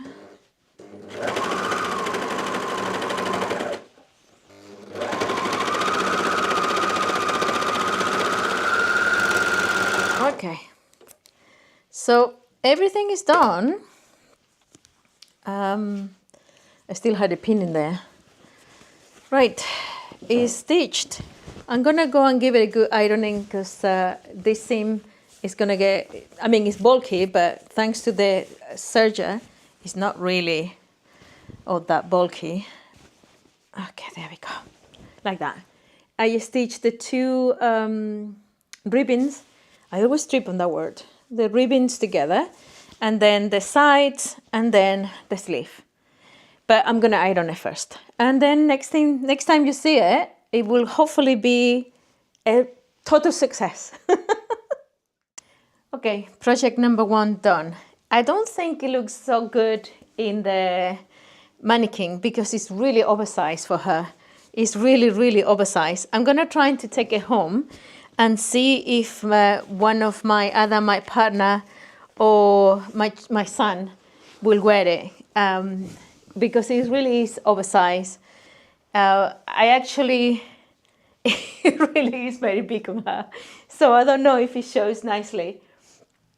I think it's absolutely stunning. I love all the patchwork that I've done.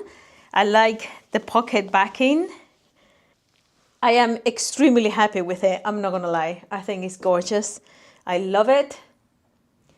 I love all of this. I love the fact that he has the eyes in there and the eyes also here again, and some I think it's really, really good. I'm thoroughly enjoy doing this kind of upcycles with hoodies. Right, anyway, so this was the first option that I wanted to do with the patchwork pieces. Now I need to do the second part, which I'm gonna do one of these kind of this kind of size of bag, and I'm gonna try to see if I can make something similar like this. So anyway, thank you so much for watching, and I will see you in the next one. Bye. I just recorded the goodbye thingy. If you're still here and I decide to put this next project, let's go and get sewing.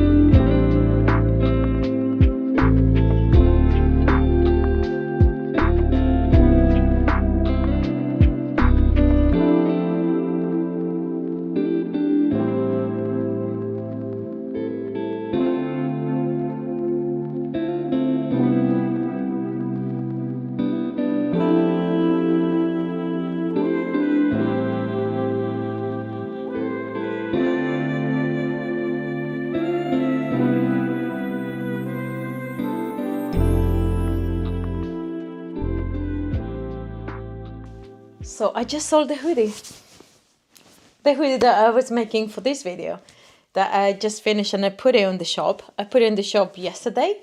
I wasn't in here all day today because I went to do some shopping for the shop. And then in the afternoon I came in, and the mother and daughter came in, and the daughter loved it. She wore it. She looked amazing on it. I'm going to try to put a picture of her in the video. And she loved it and she bought it. And yeah, I really owe to do more of these hoodies because they sell well and people love them. So I really owe to do some more, actually. Yeah, my partner always tells me I should make more of the hoodies because he loves them and quite a lot of people like them too. I'm still working on the panel. I'm going to be making some cross stitches here.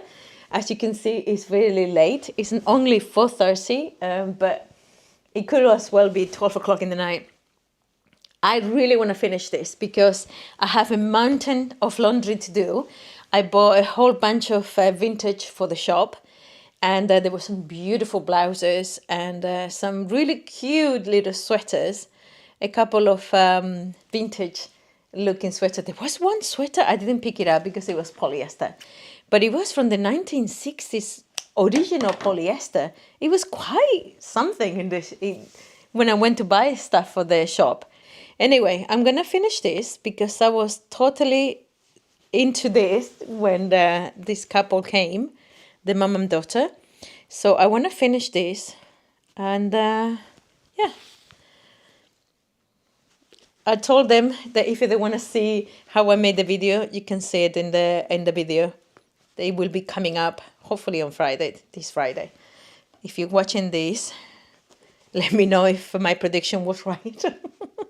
I have a lot of hours to edit because, you know, somebody said to me once, oh, you're repeating yourself a lot. The truth is, sometimes I repeat myself because I'm making a statement and there's a noise or whatever, and I don't get to finish the sentence properly. Or I say quite a lot, and I find it even annoying myself when I'm editing. I'm all hyper because I've never sold an item that I just made way before the video is up. I put it in the shop yesterday, I think it was. And yeah, it's gone today. Very interesting. Anyway, I'm making some crosses for this stitching.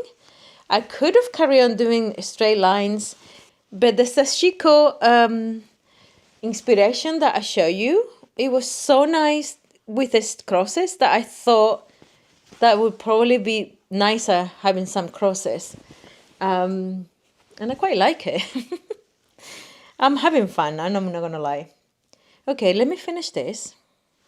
And I'll show you when it's done. I'm not gonna film the whole making of the bag. You know how many times I've done these bags, how I made them. I just want to finish it, put it in the shop, and hopefully it will sell as fast as the hoodie did. That was kind of cool, actually. I'm not gonna lie.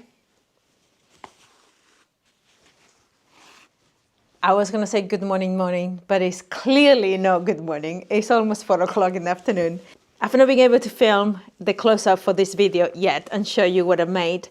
But now is the time. I made this cutie. Now, I would have liked to be a little bit bigger, for sure. But after I done the panel, I wanted to do some nice bottom to have a quiet depth to the bag, so it will stand up. A lot of people seem to like a lot more bags that stand and a little bit flatter. So I decided to put quite a bit of a bottom, therefore reducing the size of the bag. Absolutely love all the cute hand stitching that I did, and the fact that it goes in diagonal. I like things not to be the same. And because I've done it this way, I didn't fancy doing it here because I have so many flowers here, and I think it just looks nice. I still have a little bit of the same type of jeans, not a lot of the denim, but I have quite a bit.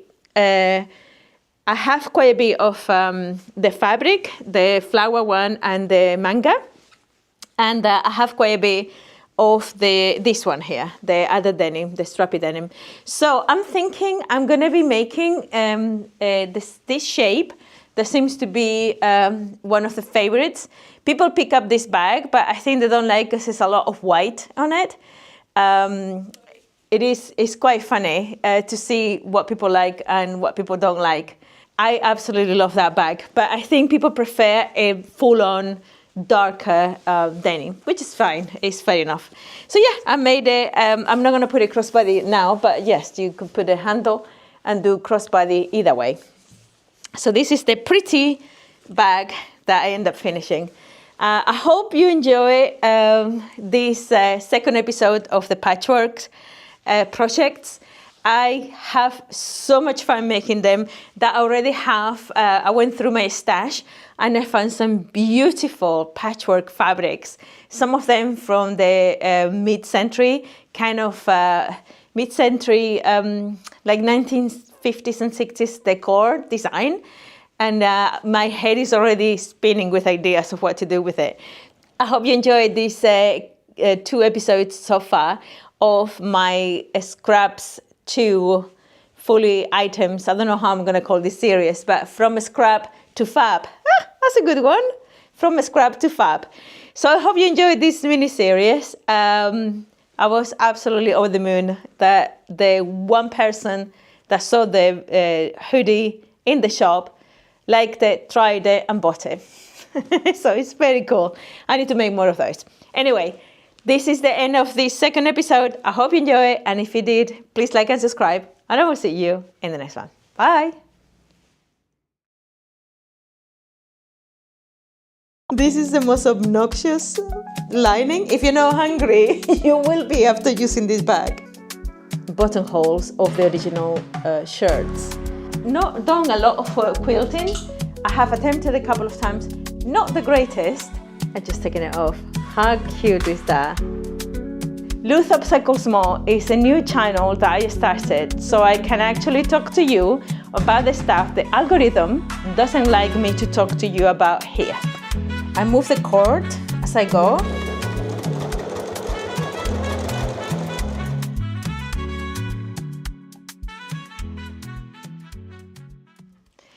Good morning. for this week, we have a really cool project. So I have a whole bunch of plaid shirts. They've been there in the shop. This one is a Vans one as well. Really cool cotton.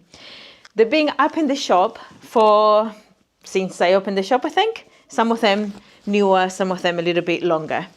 Now, I bought this because the color is so obnoxious. It's a really big one and it's 100% cotton. I absolutely love plaid. Will I wear it? Probably not. So I think that's how people are feeling.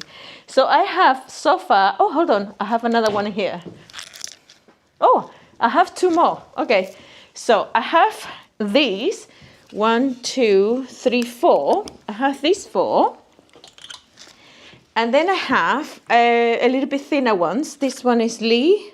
Yeah, this is Lee. It's a summer one. I don't know if I will be using this one.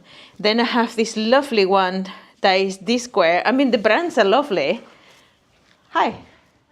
Some of them are quite small, like this one. It says large. I doubt this is large.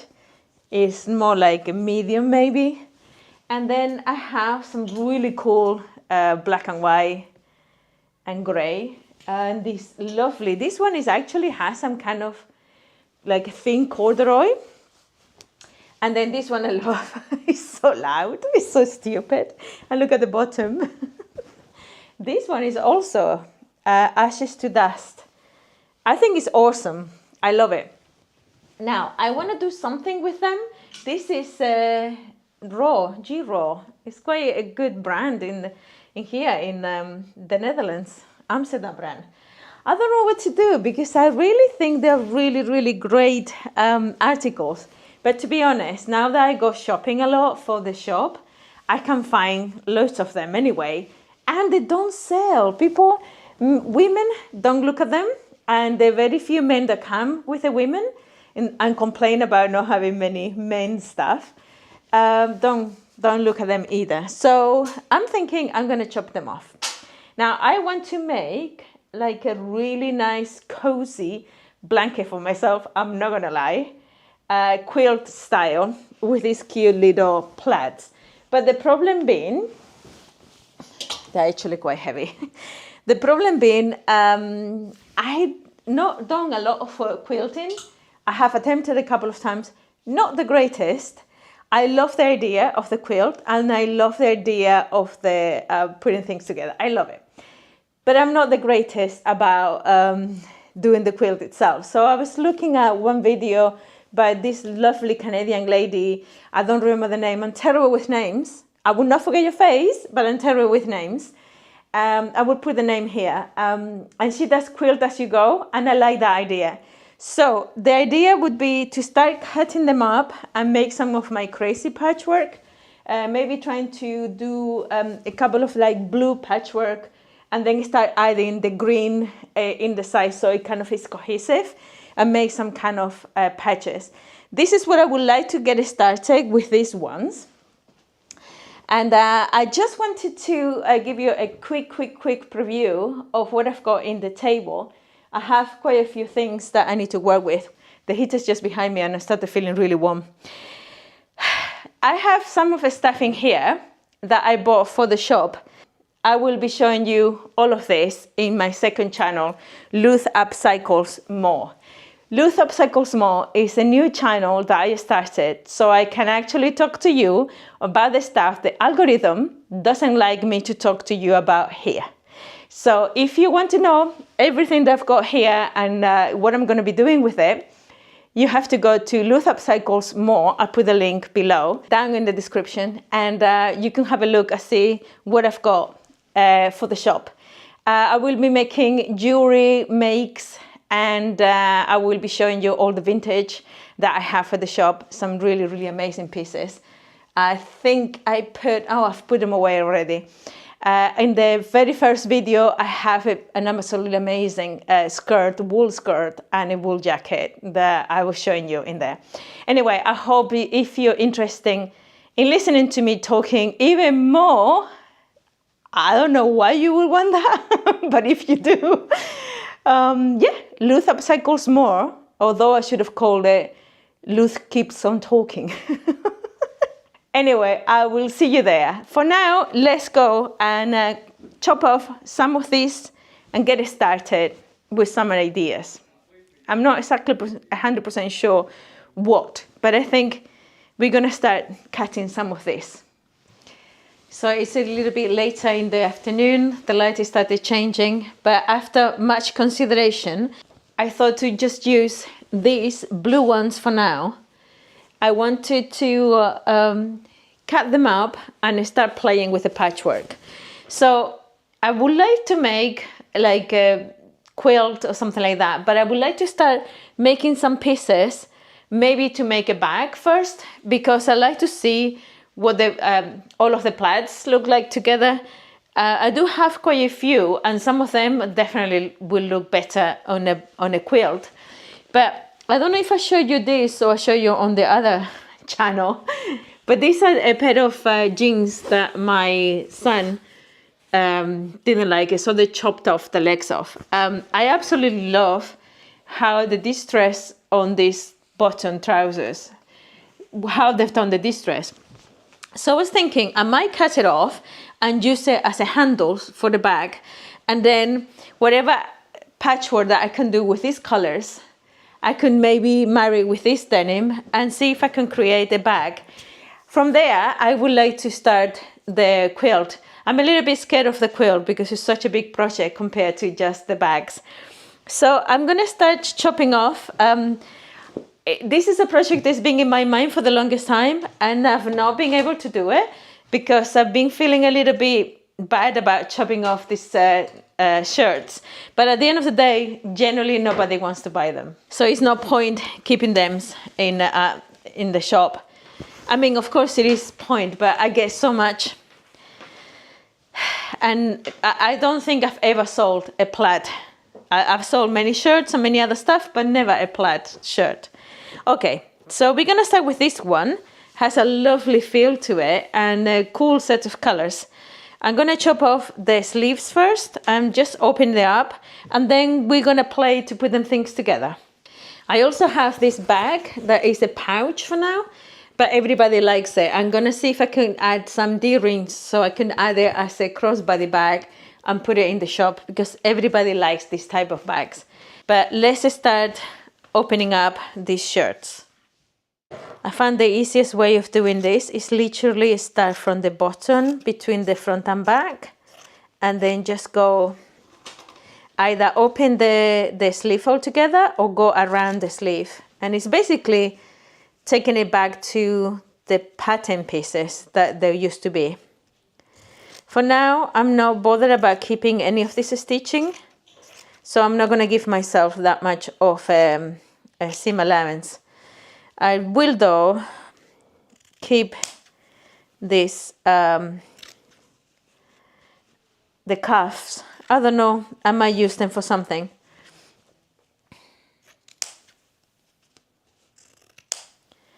Right, so now that it's open like that, I simply cut the shirt off, sorry, the sleeve, to give myself some fabric to start playing with the patchwork. Okay, that's one. Actually, I don't feel so bad now because I just realized that in the corner on the armhole, it is a little bit discolored. So I'm not feeling all that bad now.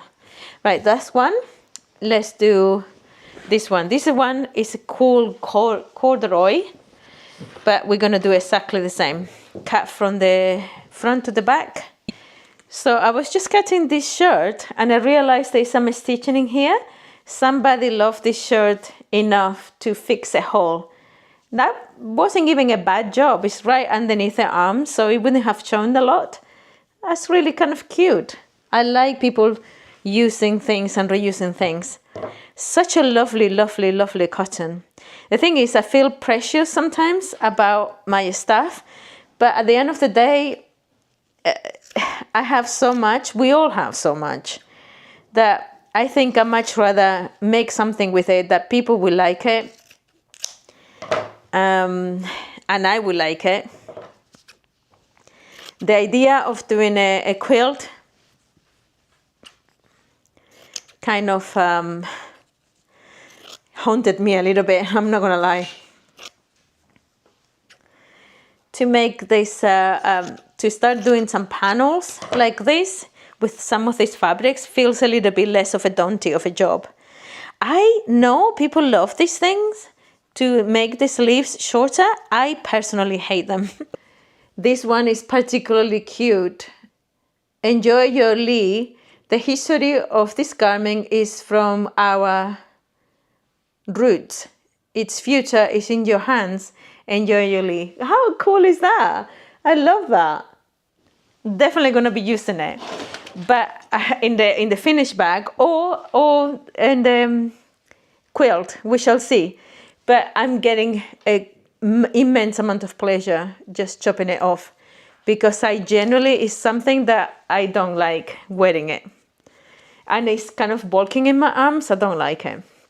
It's kind of nicely been done. I just took the button off, but I don't know if you can see, there's like a little square being stitched around to stitch this lovely sentiment. Very cute.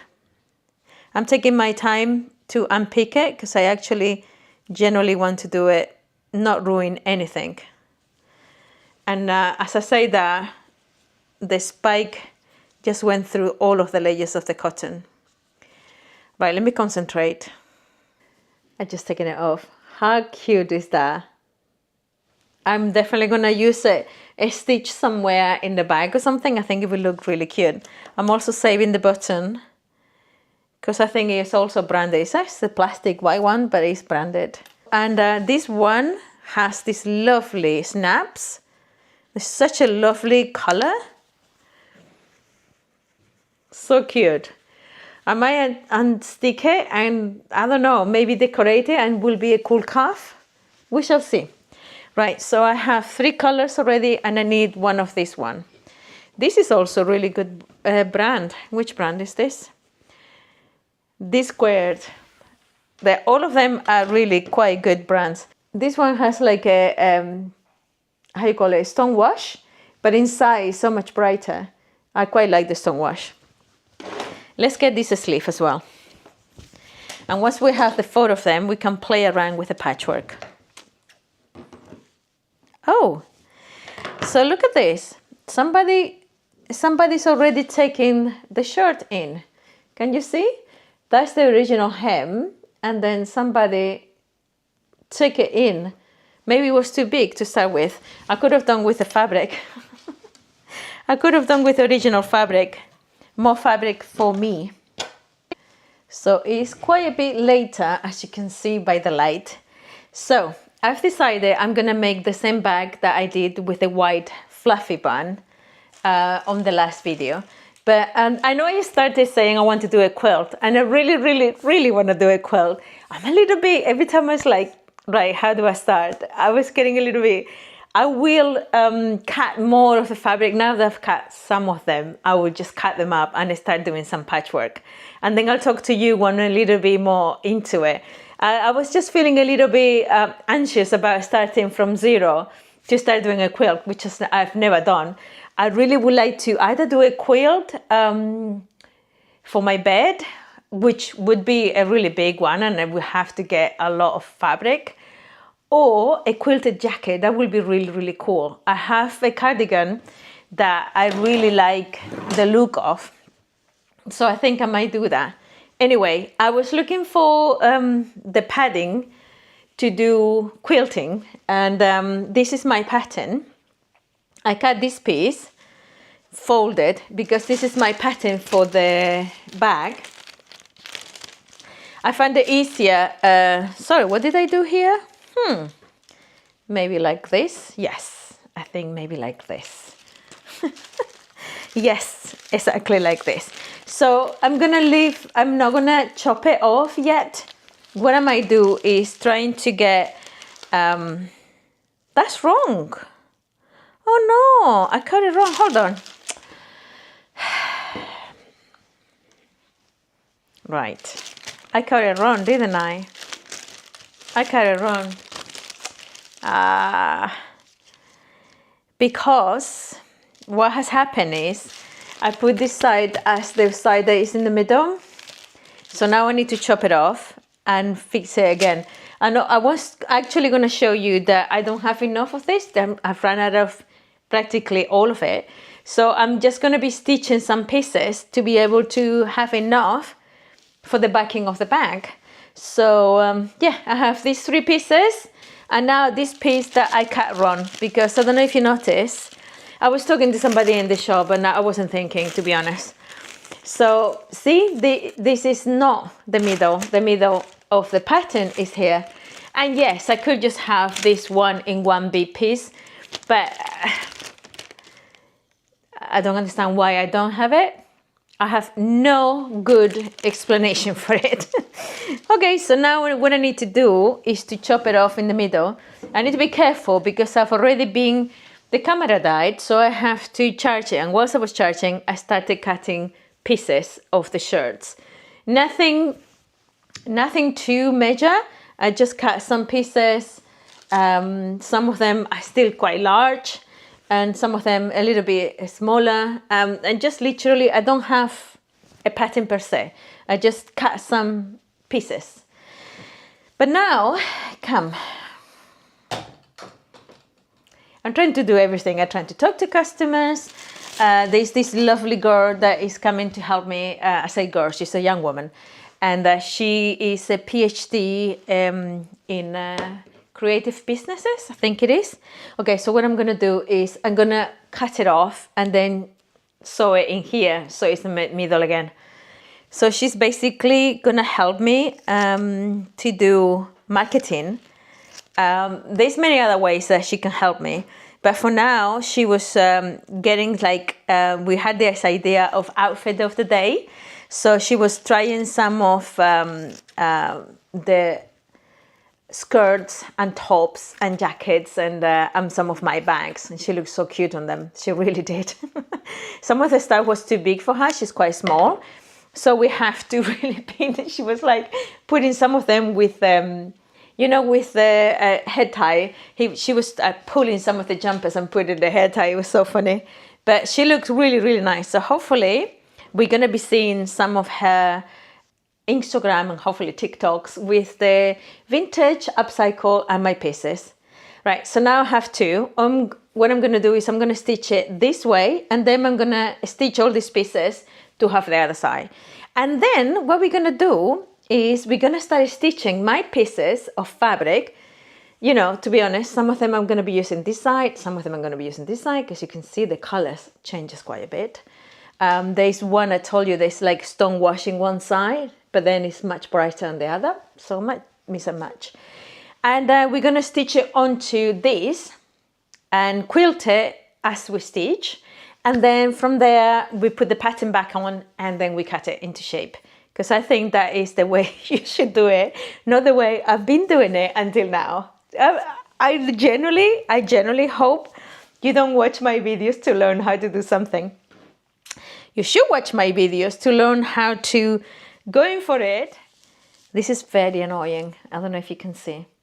I mean, it's white on white, so it's difficult to see. But I was going to stitch it like that, but the curve, because obviously I cut it thinking, okay, these are all the pieces I've got, so I'm going to have to make it work. Let me have a think. Okay, I managed. So this one, I have to stitch these 2 together and then stitching in the center. And it is much bigger than my pattern. This is just like an outline, so I know where I'm going to put my fabrics, where I'm going to stitch my fabrics. Then I stitched the one that I did wrong. I cut it in the middle and stitch it. And it's a little bit smaller, but it's still, that's the job, I think. Now, all things considered, I think, sorry, the fluff from this thing is flying all over the place. I think from the bag that I made in the last bag that I made, I was thinking I would like to reduce the size of the strap, because you have these 2 straps and then the lining, and so it gets quite wide, and then you put the strap. So I was thinking if it is a lot smaller, let's say up to here, and then I just open it a little bit more, then I only have this bit to put my strap, and I think it will look much neater than having to crunch up this fabric here. So what I'm gonna do is just literally come to see what I'm doing. I'm a pattern master. Can you hear the sarcasm in there? I am not a pattern master. I have no idea what I'm doing. I'm just thinking, you know, if this is how I like it, this is how we're gonna make it. Okay, we're here. So I'm thinking I'm gonna go this much, and then I'm gonna pivot to the curve. Yeah, but that way and that way. I see how the curve looks like. That's how the curve looks like right now. I don't actually like to go too much because then it will be really, really open. I mean, I could always cut it a little bit more once it's done. But now I have this pattern. So first things first, we're gonna be putting some of these fabrics that I've already chopped off. As I said to you, you didn't miss anything. I was literally just scissors to everything. That's my approach to almost everything. Basically, what I'm gonna do is just trying to cover the fabric. This is the bit that I liked. I'm then gonna go sideways. I'm gonna go like that. So I'm gonna be stitching them and trying to combine the 4 different fabrics. And as I said, sometimes we'll be on the front, sometimes we'll be at the back. I like these 2 is the same, but front and back. These 2, so that'll be very cool. I think I don't like this seam allowance here. Normally I leave the details, but this time around I'm not feeling it. Right, so I think this is more or less what I'm gonna be doing. I have these 2, this also, I might play with this one up and down and see how I think I prefer the darker colors more. So I have this bit. I like to use this sample here. I can just stitch it sideways. Oh, I like it here like that. Wouldn't that be nice? Can you see? That will be nice here, wouldn't it? Okay. So normally I don't go all this crazy about measuring or anything. I think I like this detail here, and then maybe a little bit this way or this way, because I'm gonna have a pocket. Okay, so maybe this way. I'm gonna put it in here, more or less like that, and then this one here like that. Okay, so I'm gonna stitch these 2 together, and then I stitch it to here, and then in here I'm gonna stitch these 3 pieces like this. And I don't really care. I don't really mind too much here because this is where my pattern is gonna come this way. See? And then I'm gonna have to cut the corner there. So I'm trying to fit it as much as possible, but I'm not gonna go crazy about going all the way to the edge. Right, so I'm gonna stitch these 3 together, and then we're gonna stitch it here.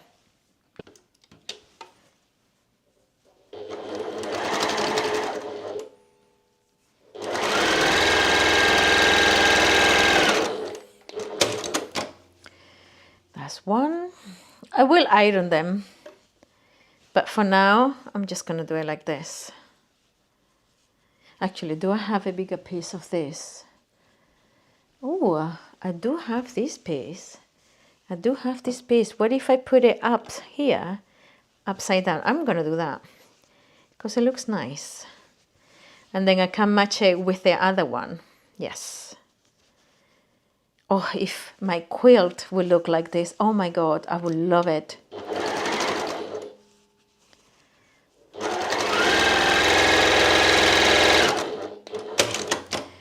Yes, I like it. And I'm using this lovely detail here. Now this piece here, and I wonder if I have a bigger piece than that. Nope, it's the other side, this one. Right, let's try this piece because it's bigger. So I'm using the same fabric as it was there, but I'm choosing a larger piece. So I make sure that the corner gets, I said I wasn't going to be bothered too much, and then I was super bothered.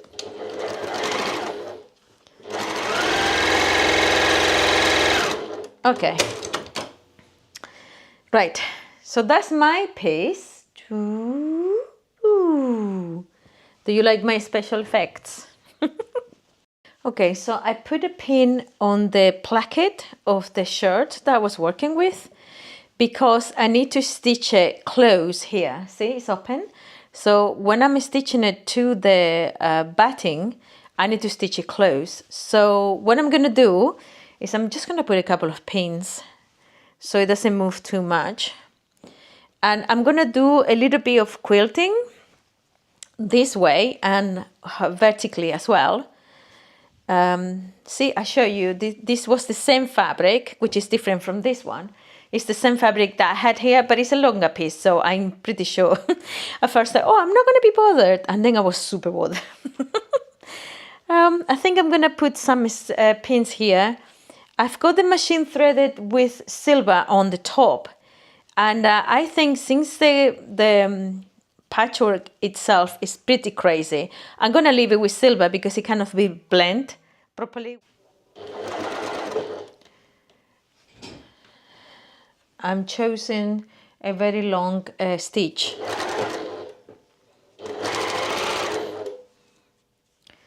For the stitching because the machine seems to be getting upset with the thickness of the batting.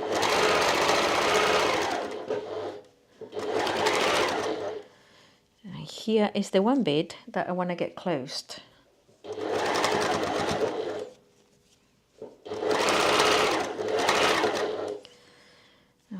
Okay.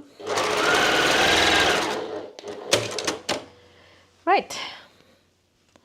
So now I do that a couple of more times down the bottom.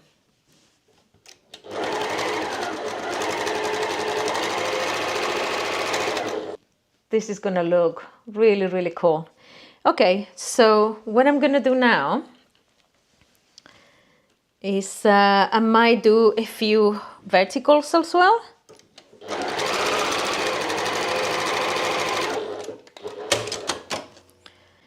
I'm actually gonna chop off some of the excess.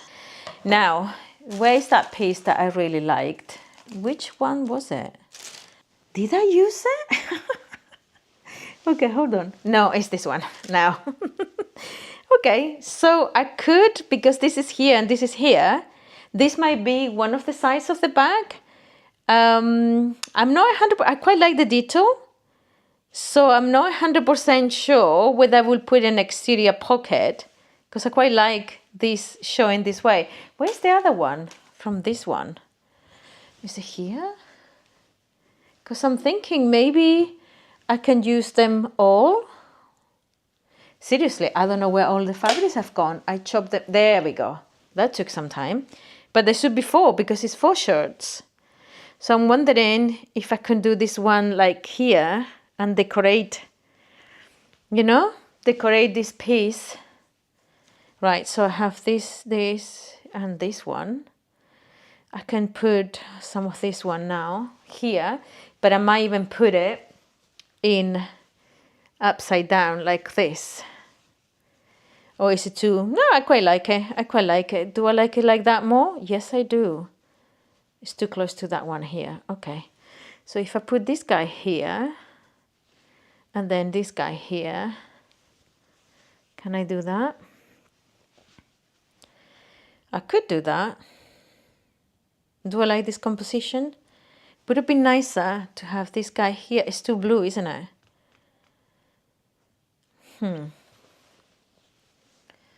Because if I do this side, it's even much, much bluer. I don't actually mind. I don't mind. And obviously the pattern, this is done with a lot of intention, to be honest. The pattern is going to go like that. So if I was to put this guy here, I want to make sure that I'm actually using that. See? Can I do it like this? That looks nice. I like it. I like it. Okay, I'm gonna stitch these two together and then stitch it like this here. Yeah. So first these two together, and I'm gonna. These are my two. Right. Do I like it like this, or do I like it like? Ooh. Let me try again. No, I like it like this. I like it like this a lot more. They say it's much more cohesive colors. I like it. Right, I'm gonna do these two first. And then we come back to stitch it on this hand here. You and I have a dancing problem. We seem to be dancing around each other a lot. Well, it's mostly me around you, because you're like on top of me. We are gonna stitch it like this, but this line you can see is kind of not straight. So just to have a look in there, I'm gonna cut it a little bit, so it makes my life easier, to be honest. I normally, when I start working, which line was it? Hold on, like that, yes. So when I start working and to get some patchwork pieces, all I do is to get, I just cut some lines. And yes, there's a little bit more waste at the end that if you plan everything like this little bit and pieces.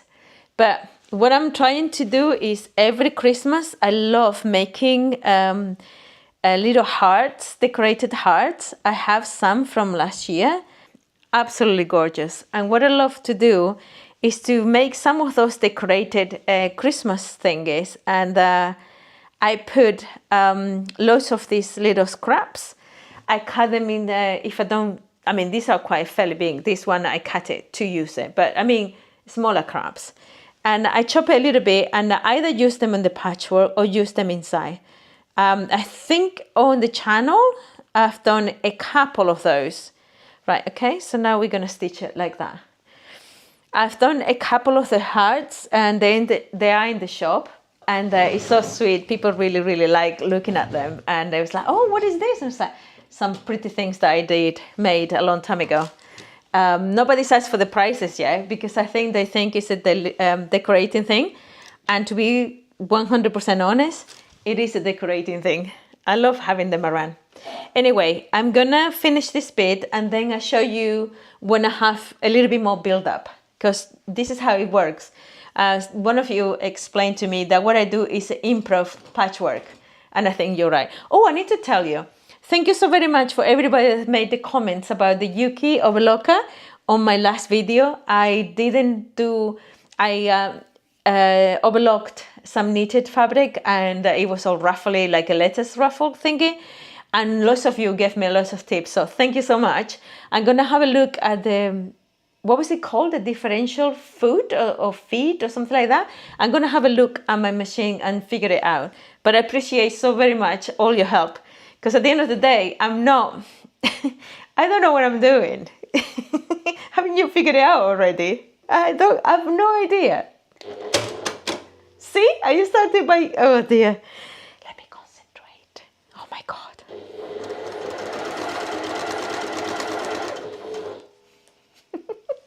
Okay, so I've been working for a little longer and this is where we're at. I use the plugs in here. This is where the opening of the bag will be, and I stitch a little piece in there to get me all the way to the end of the handle. And then you remember that little piece that I was telling you that I'm going to be using it to do something or other. Yeah, I'm going to actually use it here because I need a tiny little bit here to get me all the way to the end of the sleeve. Sorry, the handle. Once that is done, I'm going to do a little bit of more quilting around, and then I'm going to leave this piece for now. This is my, I'm going to quilt it and then I'll chop it. As you can see here, I'm missing the tiniest little bit. So I'm going to use that little piece of fabric to cover myself there. And then I'm going to be stitching around a little bit more. Do a little bit more of quilting. But I love the fact I use all of the 4 tags on this side of the bag. On the other side, it's going to be probably all flat, and then obviously I have a space to do like a nice big pocket. And I was thinking that since I really like this one fabric, this one with this little clutch here, I'm thinking, let me see if I can find the back. Yeah, I'm thinking I really like it. I might use this pocket. I might take this pocket and use it on the other side. I might even use it inside in the lining. I'm not 100% sure. Or I might even use this cutting, chopping to half and use it as the closure. You know what I mean? Anyway, I'm digressing. I would like to use some of these, either this edge here with the other side to do the pocket. I might do that. I might close it and made a pocket with this. I might do that. I like this fabric. So I like all of the fabric, but that's my favorite. Guess why? Because it's blue. But this one is open. So I might go with the stitching when I'm doing the top stitching. I might go and close it a little bit so it's not open. Like this one is open. See, if you open it, you can see the batting. And I think that will give the bag a little bit of like a breaking point, and that's not good. So I'm gonna see if I can either stitch it like that. If this button is not gonna let me do it here, but I could do it here and I could do it here. So let me stitch it all and get this piece together.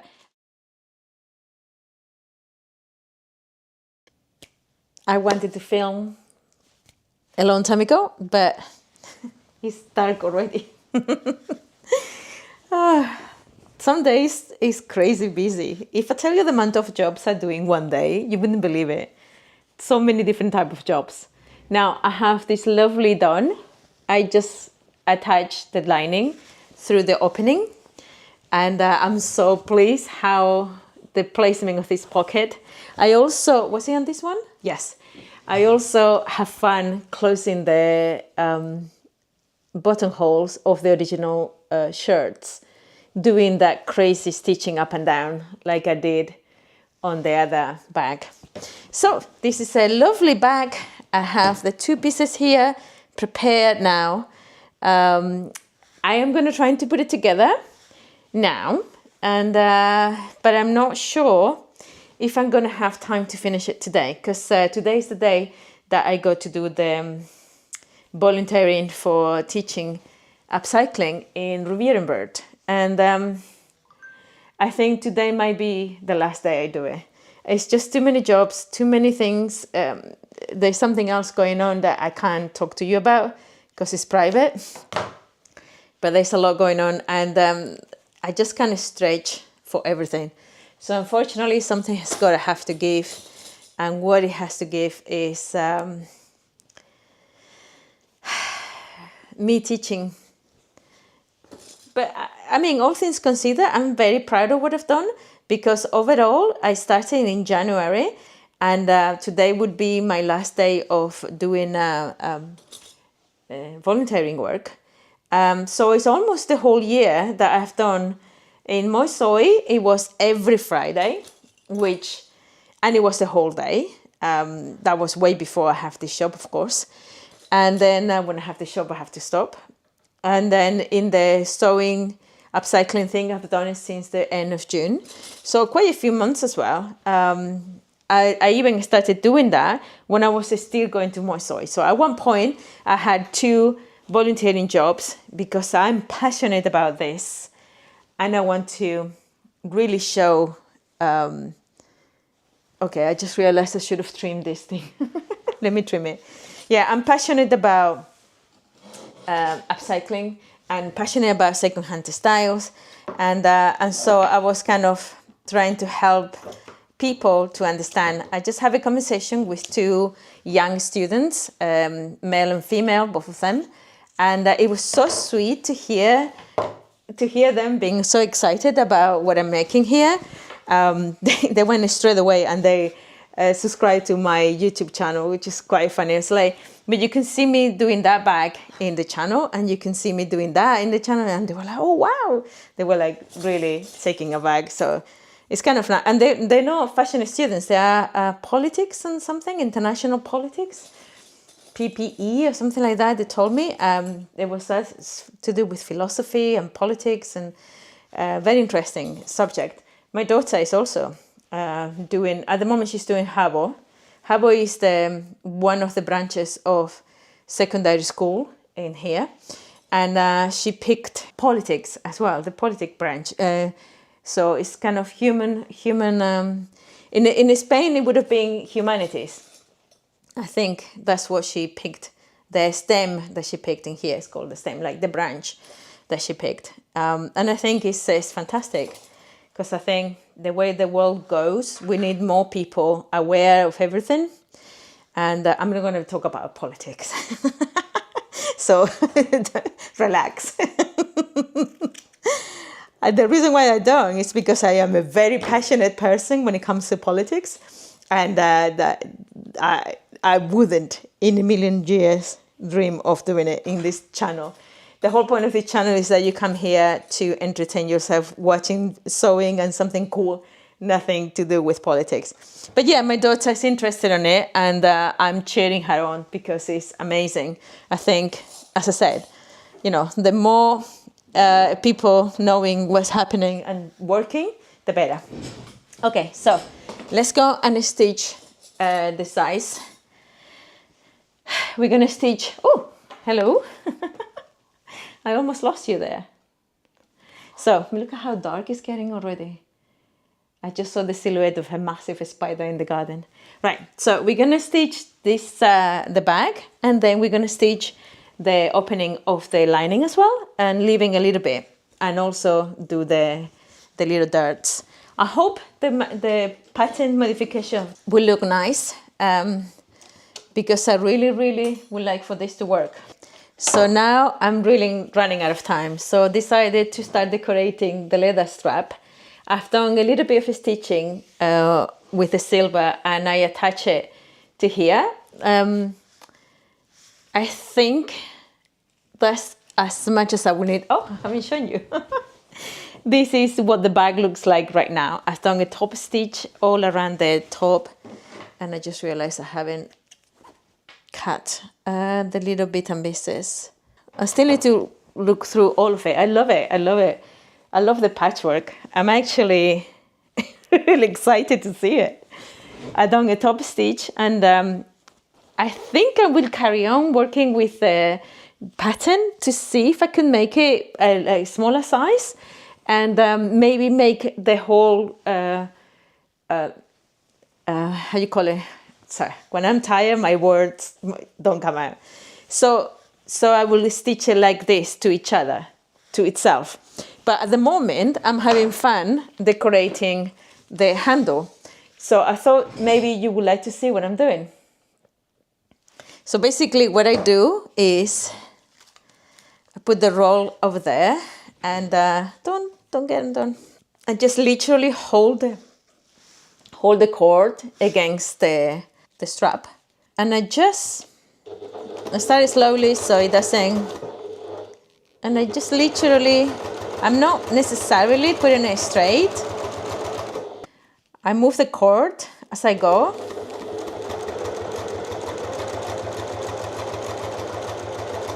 And I'm stitching it down.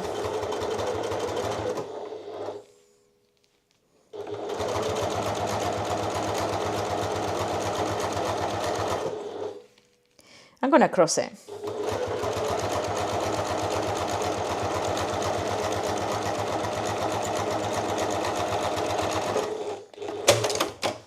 Check it out.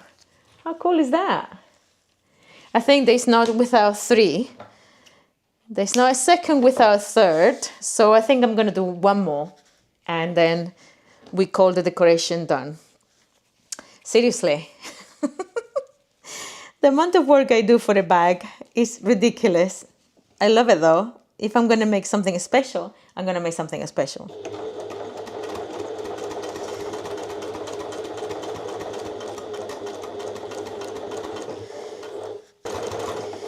Oh, you're not going to mess me around now, are you? Okay.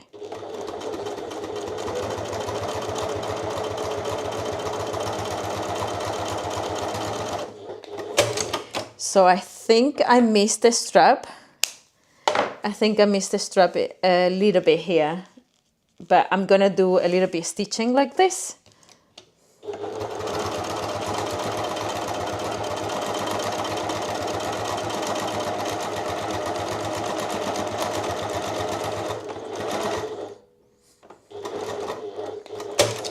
Because who says that repeating isn't funky?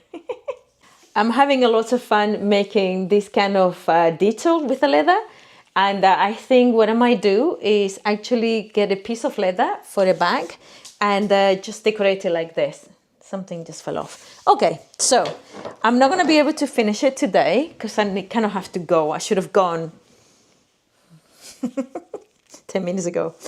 But I think this is what it will look like when I'm stitching it inside. So I'm going to cut it to more or less, okay,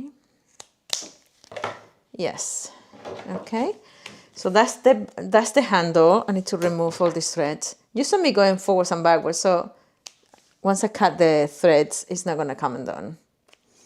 And I really like using the silver because it really, you can see the stitching. It looks so cool. Right, the way something else fell off.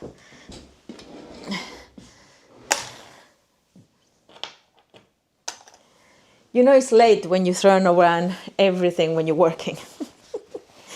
I mean, people were coming in and out, and I stopped so many times I don't even know. It is what it is. Sometimes people just like to have a chat. Not necessarily buying, but having a chat. But it is kind of fun because thinking about it, some people have been very... it's being very informative talking to some of these people here because people have like, there's a lot of circularity in Amsterdam. And lots of people say, oh, wow, what you're doing is amazing. And they like to have a chat about what I'm doing.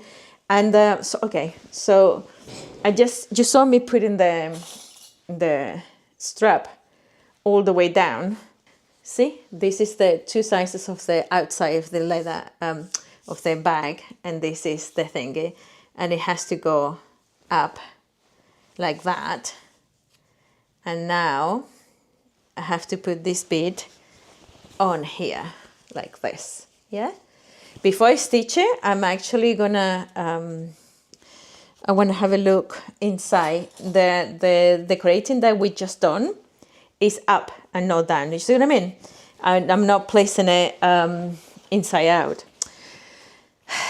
I'm not placing it in reverse. There you go. So this is what I wanted to check. I wanted to check. I don't want to pull it too much because it's only clips. But see what I mean? The leather is up like that. Okay? So now we can go back.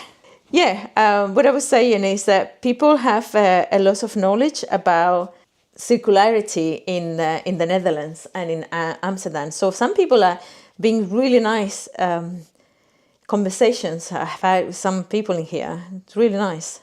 Okay.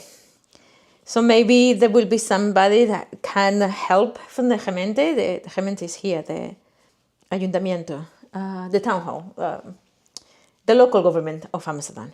Okay, let me stitch this and I come back. I'm not saying I'm getting any help at all. I'm just saying there's a lot of people that have come today. Sorry, I have a lot of fluff in my eyes. A lot of people that have come and telling me about there's a lot of initiatives and things, and then maybe they can give me a hand. That will be nice. Mostly trying to get something done for when they kick me out of here. All right, so I'm just going to stitch it like this, and then I'm going to do it a few times. And then I'm gonna show you when it's almost done. If I don't show it tonight, I might do it tomorrow morning in the daylight because it's really, really bad right now.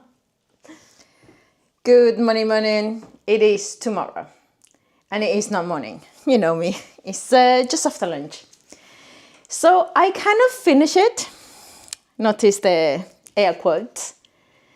The bag, the patchwork is amazing. I don't know. I actually think every patchwork bag that I make or every patchwork anything that I make, I love it the most. Have you noticed what's happening though? You see what's happening here? So what happened here is I was talking to you and I say, I must make sure that I don't twist the handle. And I didn't twist the handle, to be honest. What I did twist was the bag. So it's like not right at all. Now, I have 1.5 million things to do today, but I really would have liked to finish this. And also, I was thinking about it last night. I started this video, wanted to do a quilt, or started doing a quilt. Obviously, I'm not going to be doing a quilt in a video. That is just ridiculous. For those of you who are quilters, you will know it takes a lot longer than that. And for me, who has never done like a proper quilt, I've done attempts. It would take me much longer than any quilter in here. And any advice about how to do quilt as you go type of thing, because I think I would like to do that. Anyway, the idea that I have for this today is fix this mess. I do like the length. Obviously, it's not as big as a crossbody for me, but I think on a thin person, it might be okay. Look at how cool this is. Look at how cool this pocket is. I don't know how much you can use it for. You can definitely not put your phone or anything. It's just the patch pocket on the front. But I think you could maybe put your keys and, and it's actually pretty safe. It snaps really well. The patchwork is delicious, is it not? I'm telling you something. What was this, the brand? That used to do lots of cool patchwork plaid bags. Ralph Lauren? Is it Ralph Lauren?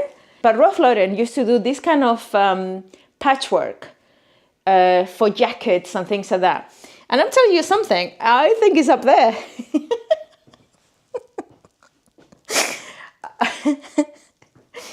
You cannot say that I don't have a high self-esteem.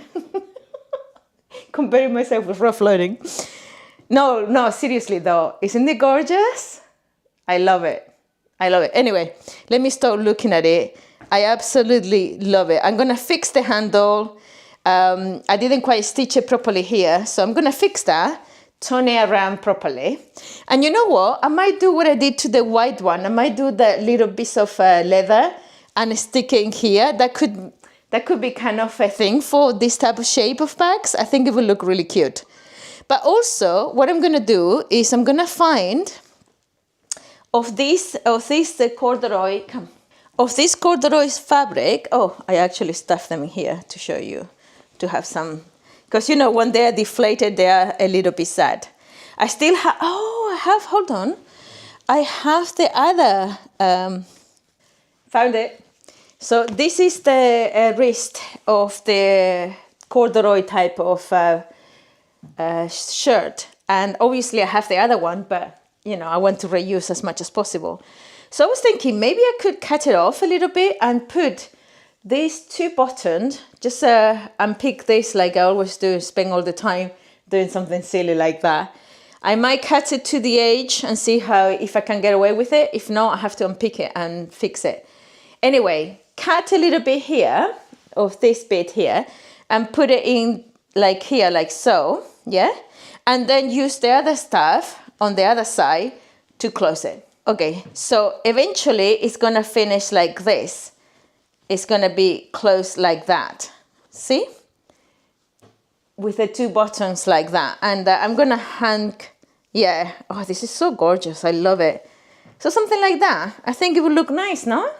And then we are gonna pick up all the fabrics that is inside of it, which is more or less all of the rest of the scraps, and we're gonna start putting some of the patchwork together to start some kind of vlogs for my quilt, because I really want a quilt with the plaids. I walked my dog this morning for quite a long time.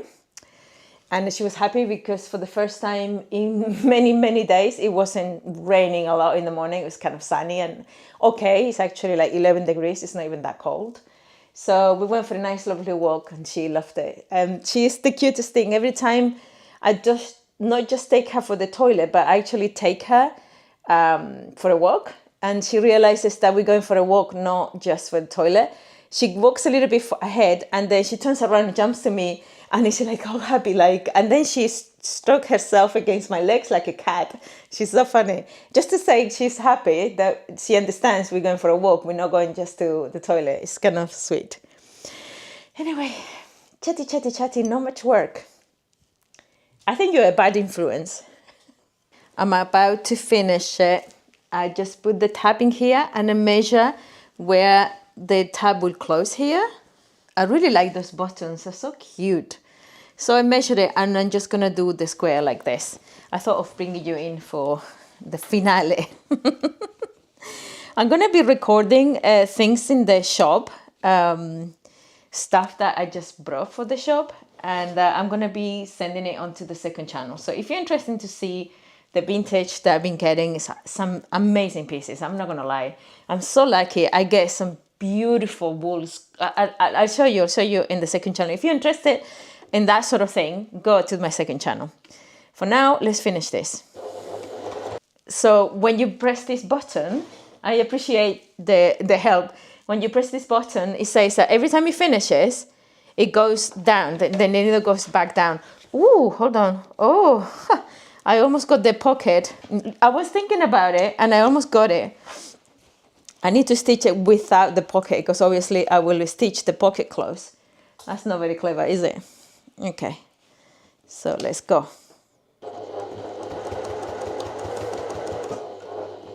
See? It's brilliant. You guys teach me so much. I just like hacking. I always say the same thing. I think, oh, I like to have this idea. I like to do this and I like to do that.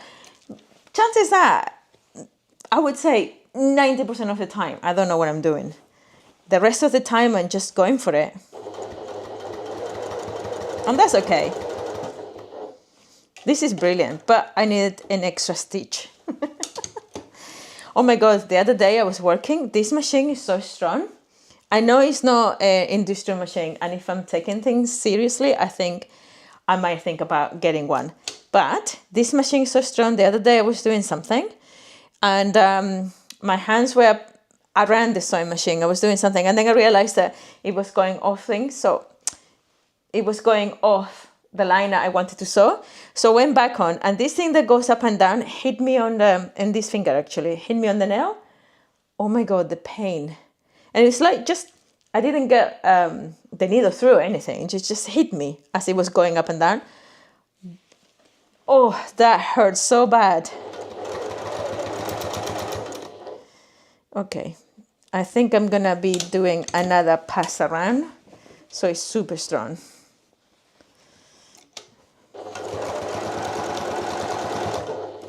Keep on putting the pocket, the inner pocket out, so I don't get it. So this is really the end. Done. Just knock the thread. So yeah, I stitch it, and that's the pocket on the front. That's the pocket on the front. That's the pocket at the back. And that's I fixed the handle is all facing one side, and a top stitch as well. I need to cut all these little threads. Oh, I wanted to put this guy, and I think it's so cute. I love the say. So I'm thinking, let me cut a little bit. I'm thinking maybe I could put it inside in the lining.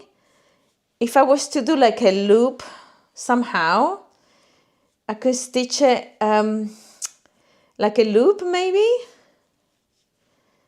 And then you can hug your keys in there, like with a lobster thing. I mean, there is another buttonhole in here, but I think this is a little bit too small. I think if I stitch it like this, I'm trying to think what to do with it, and I don't know how to do it, but I need to do it before I close it, because I close the lining, because it's a lot easier. Right, let me see if I can pin it and we can decide. I think it will make sense kind of around here. No? Yeah, I think if I'm going to use it as a loop, maybe I should stitch it like this. How should I stitch it? So if I put it like this here, I don't like being this indecisive. I must I like to just go for it, and this time I'm kind of thinking it will be nice to be able to read what it says. Right. Because the rest of the lining tells you to go and get some barbecue and some chili and some burgers. This is the most obnoxious lining. If you're not hungry, you will be after using this bag. Then you have a clip here and you have another one here, and you can read it. And yeah, I'm gonna do it like that. Well, that was a long time, wasting time. I want to show you sometimes more of the shop, but the truth is the light is best at the window, of course. So, done. Do I love it? Yes, yes I do. I love the patchwork. I think it is an amazing patchwork. Sorry, I don't want to mess around with the microphone. Lots of people walking around with dogs. A few people already come in to say hello. How cool is that? I love it. It's actually fairly lightweight because obviously it's just quilted. It's quite thick and nice, and it feels really, you know what it feels like? It feels like a quilt. It's super nice. I love this, the way I've done that, because I chose this one to be kind of the front of the bag. There's not front and back, you could do whatever, no? But then, because it has this pocket here and it has all these bits here, I thought having the closure there will look really, really nice. I'm still debating whether or not I want to put the freckles thingies, and then I realized that actually when I change it, I put the strap back to front, if you know. But then again, the bag is also very interesting.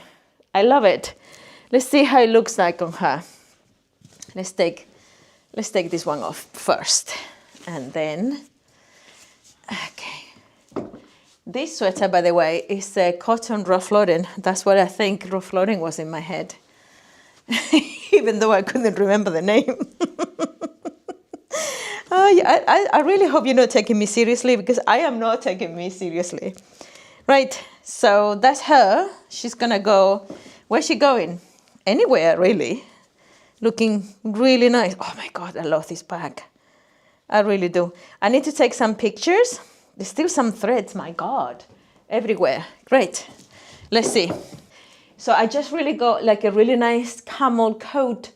I'm gonna put it on her because I think it will be the best background for the bag, because it's like a camel color. Let's go and do that and I'll show you. Okay. So this is the cute little coat that I just got. I got a few coats for the shop. This one happens to be small. Lots of people complain that I have lots of smaller sizes, but I get different sizes, and then sometimes there's something that really great quality, like this coat, and I have to get it. Isn't that beautiful? Now, how cool does it look like with this? I think it looks amazing. Yeah, I love it. Of course I do. It's only fair that I do, no? Anyway, let's go and do some, I'm going to take some pictures with the bag now, but then we can go and start doing the patchwork. And I want to do the same of these fabrics plus the crazy green one that I show you, because that one is more like a flannel sort of thing, and I think it will be so nice for the bed. Here we are again at the end of the day. The bigger bag that I did for the fluffy collection is being reserved. She wants me to put like a little thing with a button to close it, which is fair enough. I didn't put any closures on that bag, so it's fair that she just wants a little bit of leather or something and a button, and I will do that. So that one is already gone. And then I started doing the patchwork that I want to be making for my quilt. Finally, it's taking hours. I wanted to film for here, I wanted to film for the other video, but it's being a little bit difficult today. It's just being a little bit busy today, that's all. But anyway, I started doing what I wanted to do. I want the green to be a flash of color with all the blue and white.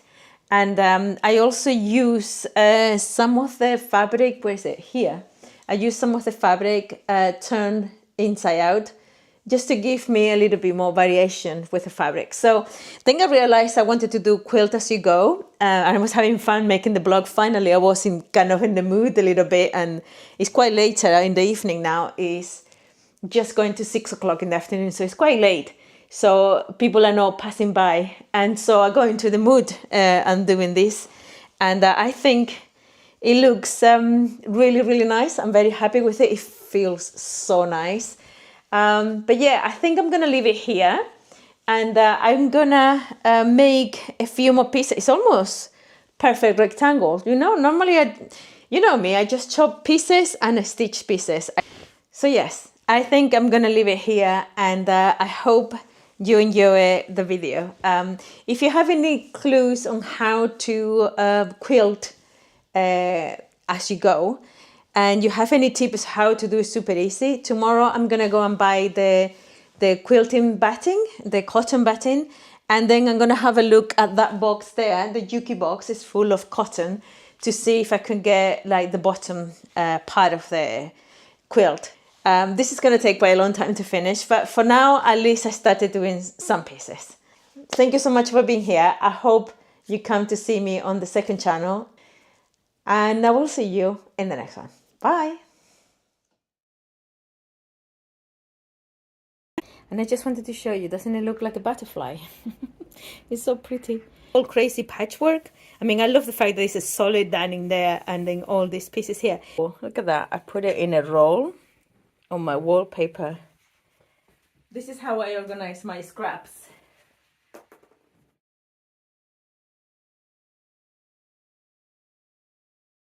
I bought one bucket full of scraps, not just once.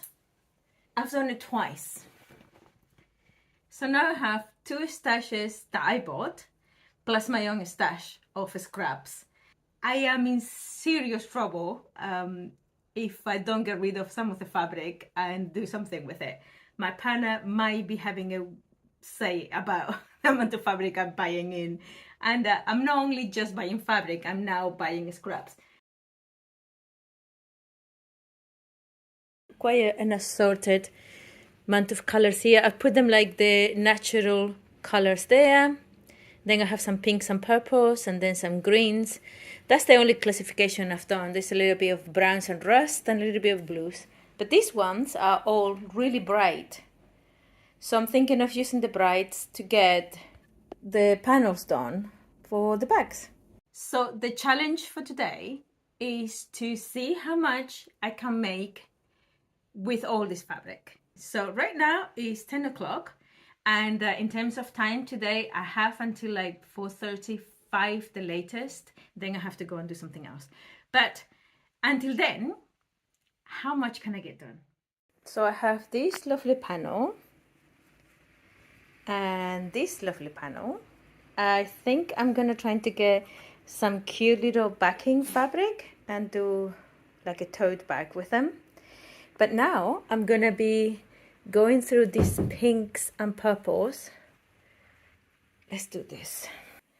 I have these lovely pinks and purples, and I'm gonna be putting them in a manner that I like. I'm gonna start using like, you know, the log cabin method, where you use one piece and then you start putting around.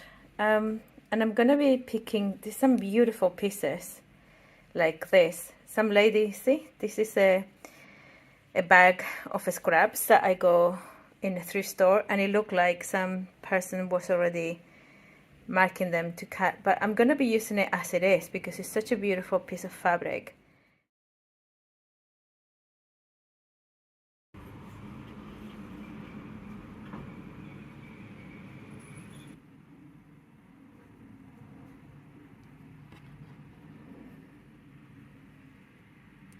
So this one, then this one, and then this one. So I'm gonna I finished this. I'm gonna be putting this one here, and a little bit of this lovely green here. Then these lovely roses, and then this cute little pinky. So this one, then that one, then that one, and then that one. It's called the log cabin, but it should go the round around. That's so nice. I love it. One tip I will say is next time you go to the thrift store and you see a bucket of scraps, make sure you pick everything that you want, because next time you go in, you're not gonna get whatever you left behind. I am so upset about it.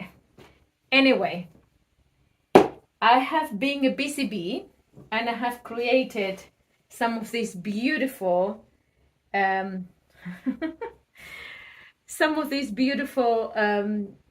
patchwork pieces. And then because I grouped the fabrics in colors that I like, I made some really nice pieces. And what I'm gonna do today is getting them all ironed and fixing the corners, make them straight, maybe adding a little bit more fabric, and make some bags with them. So I'm thinking of making lovely tote bags, and some really nice pouches with like a little frilly thing done with some of this fabric as well. So I'm gonna be having a little bit fun putting them all together. This is what my table looks like at the moment. I still have loads of different puzzles of different colors. I group them by color. So this is like really bright yellowy, cottony, pretty. And there's some pinks and some lilacs and some blues, of course, and some greens. So I'm gonna be putting patches of colors, similar colors, like a theme. And I'm gonna be making a few totes and a few, I'm just looking down. This bag is also full of scraps, the whole bag. This is a good 1.5 kilos maybe of fabric, plus that bucket, plus all the scraps here, plus everything I've got. But these are the quilt snippets that I got. Obviously that somebody donated, somebody who used to quilt, because these are like beautiful, some of them really beautiful vintage pieces of fabric. And each piece is just so pretty. I couldn't just let go. Just to show you, some of the pieces are really, really tiny, and I decided to start putting them together and doing some little pieces of I literally picking little scraps and putting them together and make some pretty fabric. I got this book, Quilted. I think this is from Upcycles magazine, people. And what I love from this book is that it has a whole bunch of quilters from many places in the world. Lots of Americans and lots of Australians, and practically everywhere from the world. There's lots of people, and they make some amazing, look at this, some amazing patchwork. There's also more traditional designs, and people that do like really, really busy patchwork. I absolutely love this book. Look at this. It's like proper pieces of art. It's beautiful stuff. Some really interesting stories, some beautiful, beautiful designs. But in here, there were two people that I found that I really like. One of them was, I think this is English. Yes, Chris English. I really, really resonated with his work, because he does pretty much the stuff. Because he does pretty much the stuff that I really, really love making, and it is all really kind of what I call crazy patchwork. I mean, I love the fact that there's a solid lining there and then all these pieces here. But also, if you look at these fabrics, they are obviously men's shirts or other textiles. I'm pretty sure, and listening about his story, he really uses lots of thrifted textiles and creates amazing pieces of art. There's another people. Let me see if I can find it. I'm sure you've heard of them. Hold on, let me find them. I thought there were more samples of this beautiful lady's work. It's the G-Bend Quill Collective from, I think it's Alabama. If I'm wrong, it's in the Deep South. In the G-Bend. The G-Bend is the, yeah, Alabama. There you go. Yeah. When I first saw this woman's work, I was absolutely blown away by the artistry, by the way they combine the colors and the fabrics. And what I love is the way they put things together, I think is absolutely gorgeous. There's not many samples here. I thought there were more. This is another G-Bend. I will try to find some more pictures from G-Bend because it is really my favorite collective, and the way they do work is quite amazing. So I'm going to try to find it, but this is what this book, I have many books in my collection. This is one of my favorite books. I keep on going back to this book over and over again because I absolutely love the colors, the combination. Even the cover is interesting. You could almost broke it there. Even you could have the covers with some of the quilts. So you could use the sleeve as one of them. Anyway, this is the book that started the crazy quilting for me. Okay, so this is one of the panels almost finished, and I've decided to use this kind of cotton canvas fabric that I had that I'm never really going to use for my outside fabric. So I'm going to use it as a backing for my patchwork, so give it a little bit of a body. So now I'm going to be placing the pattern and cut around and do a little bit of quilting on these fabrics, and then decide if I want to do the back and front of the pouch on patchwork, or just do one side of the patchwork and then create the bag with some of the cottons that I have here. This is that's leftover from my green dress, and I have some other cute fabrics here. I actually like this one as well, but it's a little bit light in color. I might do that actually. This is the fabric I'm using for the lining for the moment. So maybe doing like a pink, this is not enough. Some of them I just don't have enough. I have a little bit. The whole idea of this challenge is that I'm going to use as much fabric as possible. I do like this one. Let's see if we can use maybe this one. Let's see if I can use this one. Okay. Well, that goes beautifully, doesn't it? I think challenge accepted. I'm going to be making the front with the patchworks that I've done and the back with this, because I think it looked fine with the fabrics that I've been making. All of them look nice, don't they? Look at that. I think they look beautiful. Yeah, I'm going to be cutting and ironing this one. I'm making some beautiful pouches. I need to do some frilly because I think it will look nice with a little frill all around.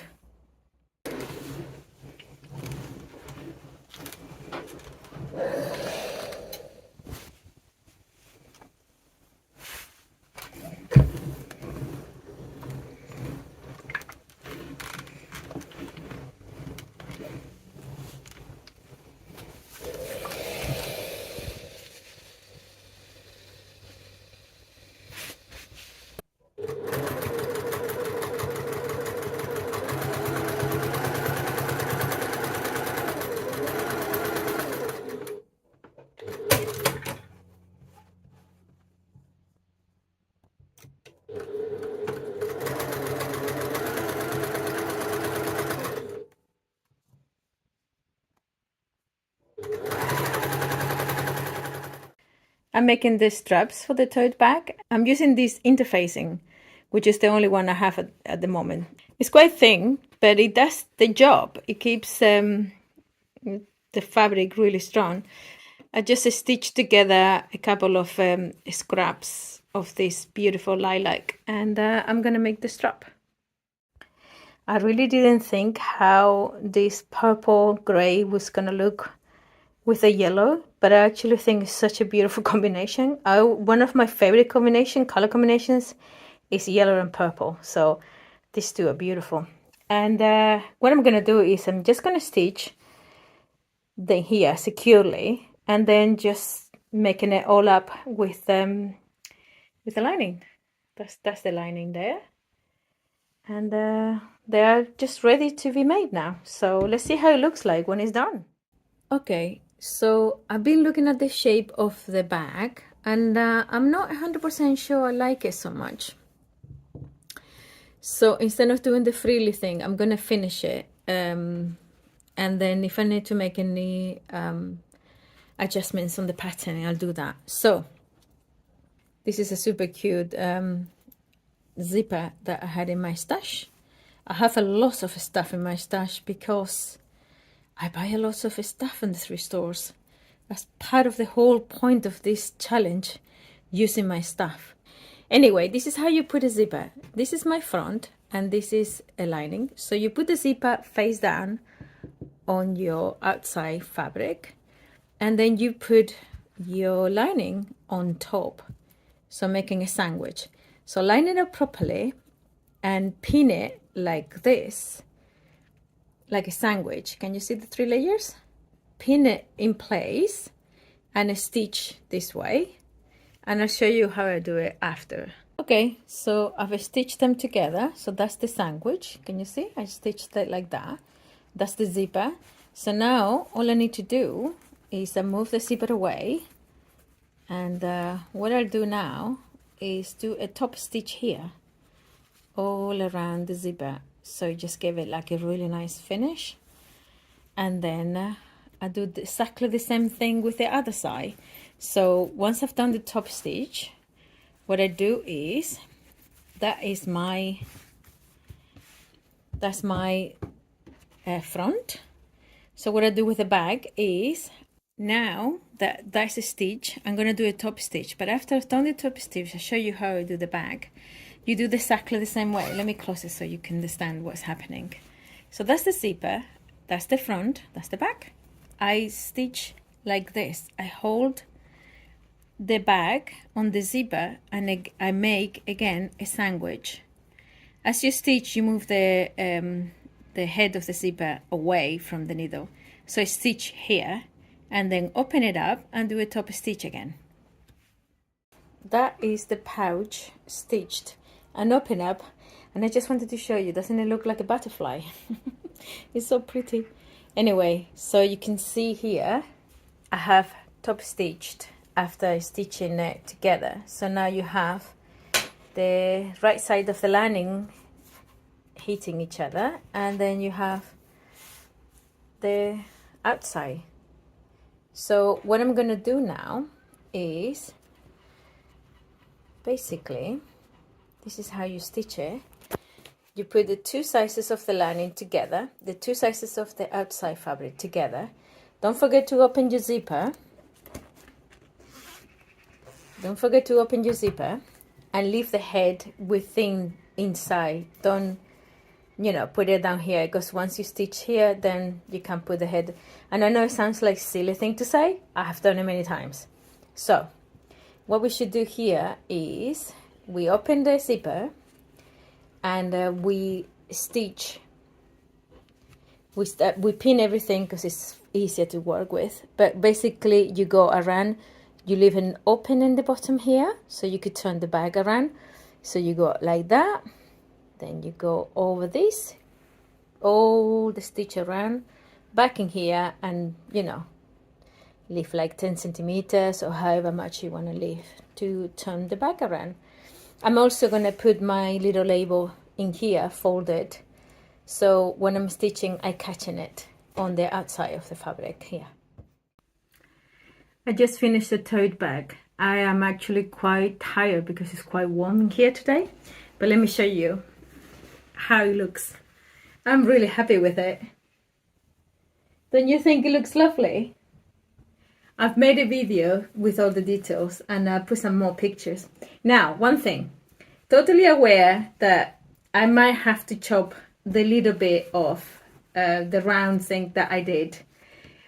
I have made bags for many years and I understand that you either made like a square bottom, like a box bottom, or you put some darts to make a round thing. I just wanted to see if it would look okay with a little round thingy, and I don't think it does, so I might just still square the bottom and make it into in a small tote bag, not in a massive one. I'm happy with this straps because they are proper long straps. You could put it on your shoulder, so you can put it in your shoulder and it's kind of comfortable. It's not too short, you know. And this is the other bag, the little tote. Let me see it like that, the little tote and the little pouch. I'm gonna have a little break, and then when I come back I'm gonna be making more fabric, patchwork fabrics. I might put a little clip with all of them, but if I don't, I will eventually put the link on the website where I'm selling them. Wait, look at what I just done. Came back to the studio later last night and look at what I did. I'm gonna put it on the scroll. I did this lovely long piece. I can now use it like a piece of fabric. I roll it on a roll and I will be pulling it as I need it. I had so much fun last night. I also made this one. I don't think I could put it together because it's kind of yellow. Now, who's gonna help me on this? Who's gonna help me, huh? This mess. Look at this mess. Who did this?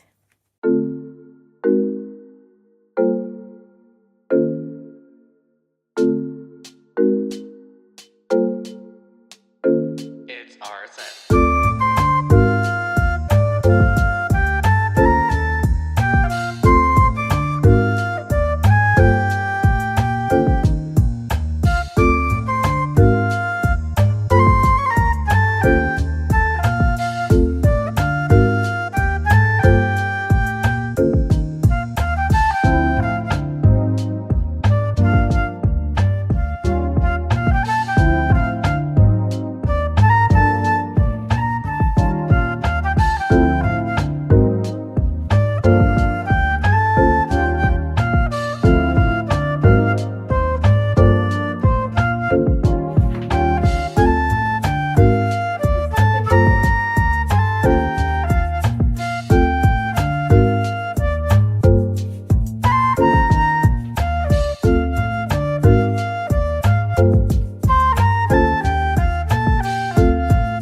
How I organize my scraps.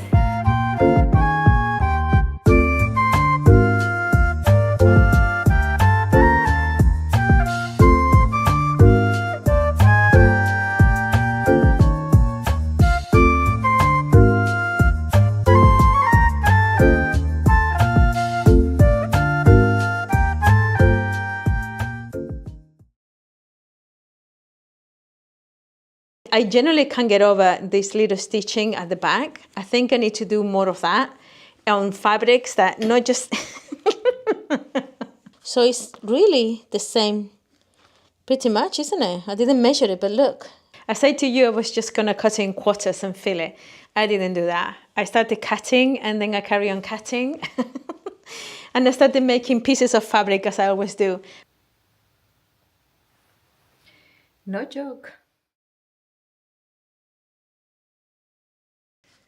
Good morning. We're picking up today where we left off yesterday. So yesterday we were working on these beautiful fabrics, and today we're gonna quilt them and we're gonna think about what we're gonna do with them. I'm in between two minds. only batting I have is actually quite thick. So I've been spending some time breaking it into two, very patiently opening it up into two, so I can actually have not so thick of a fabric, because I'm thinking of making a small-ish product. So if it's too thick, it's just not going to work.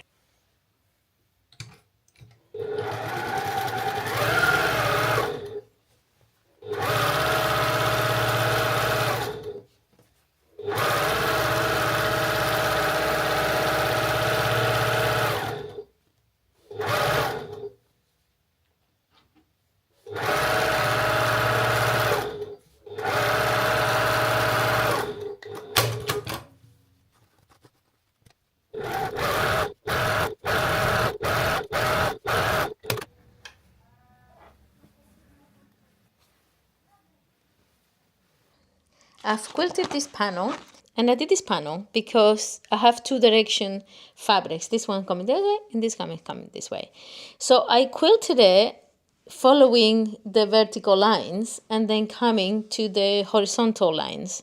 And I quite like this look more than this look, because here you can almost not see the quilting, but here you can, and I quite like that.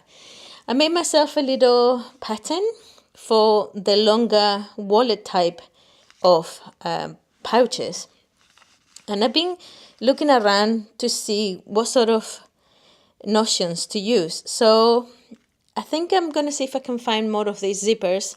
I have some of these and I have some of these purple ones, and I think both of them will look good. The purple, of course, but the green one also. And then I went through my stash of bias tape, and I have a green. It's not quite the same green, but it's kind of a cute one, and then a purple one. So I was wondering, maybe I could use, I think I have less of this zipper that I have of these ones.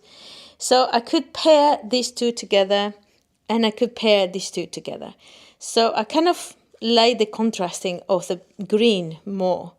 I'm going to make one of each, front and back. But I was actually thinking maybe I could do just the one side patchwork, and then quilt another piece of fabric with a solid. So sometimes could be this fabric, or sometimes could be this fabric, because I think that would look really nice too. So it's not all the same, it's all different. So for now, I'm going to be cutting this fabric with this pattern, and then see if I can find everything else that I just spoke to you about. But the more I think about it now, I think the more I like the idea of doing a solid at the back. So I think I'm going to quilt these two pieces at least to make the bags. And then we could put together at least one sample of each. And then I'll see if I can find the smaller zipper so I can make the coin purse. Let me show you. These coin purse.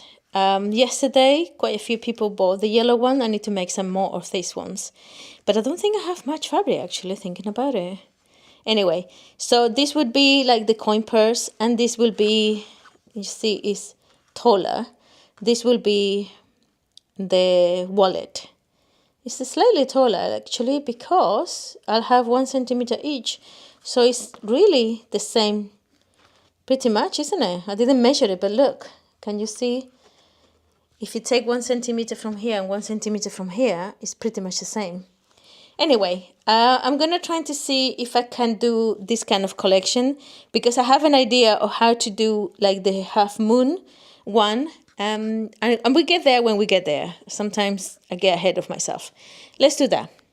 I think I'm going to make the quilt fabric of each one of these.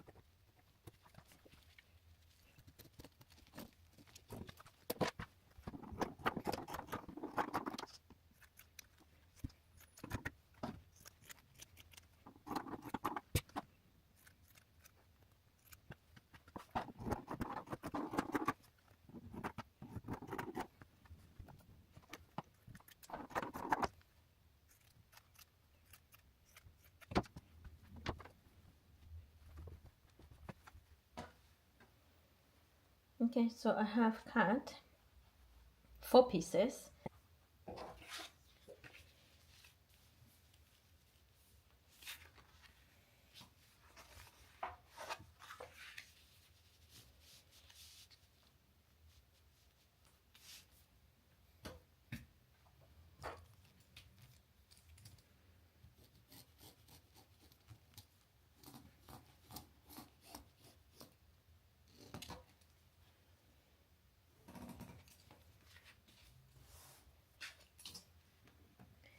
I folded the fabric in 4.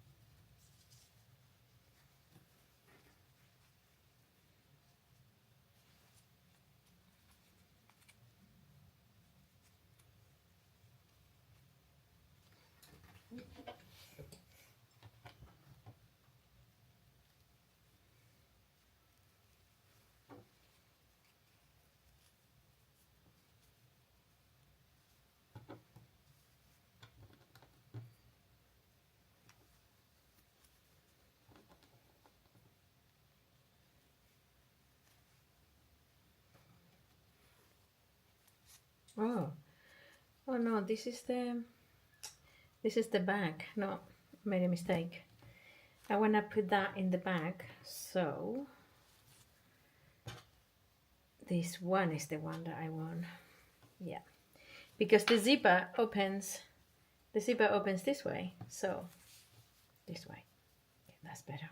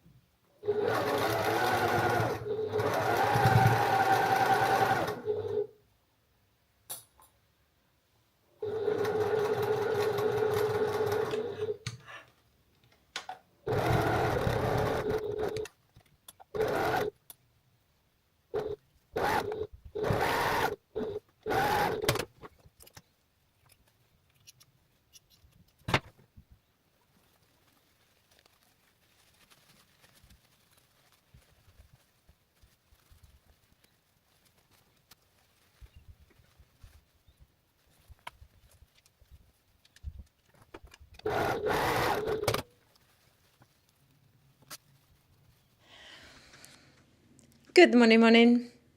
Feeling great today. I don't know if I show you one of the pouches that I finished. I don't know what lined up of the buttons I did here. I think I wanted to put it by the zipper. I made a mistake. Now, I'm wearing one of the men's shirts in here in the shop because my house is a mess and we're moving rooms around and I can't find my iron. So I came in this morning with my blouse and it doesn't look good. So I was gonna just iron it. So I went, changed my shirt, was gonna iron it. And I just wanted to show you what has happened in the shop of me not being in the shop for maybe 4 or 5 days. Look at this. Would you look at this? Let me show you how it came in. Can you see that? It is massive. Look. I think it's been 4 or 5 days. I don't think it's 5 days, maybe. Look at this. Unfortunately, I'm going to have to cut it because it has thongs everywhere. And as much as I love the abandoned look, I don't want to be picked on every time. Like, they're really, really sharp. So I'm going to have to chop it, unfortunately. Anyhow, I just wanted to show you what happens to nature when you leave it alone for 5 days. My goodness. I don't even know how it went through the window. Look at that. Can you look at that? It's crazy. Let's chop this off. I kind of feel sorry, but it is very, very sharp. And let me iron this and let's crack on with all of the cotton pouches from men's shirts because let me show you what I walked today. I've been trying my best to walk fast, to walk with heavy weights because it's good for you.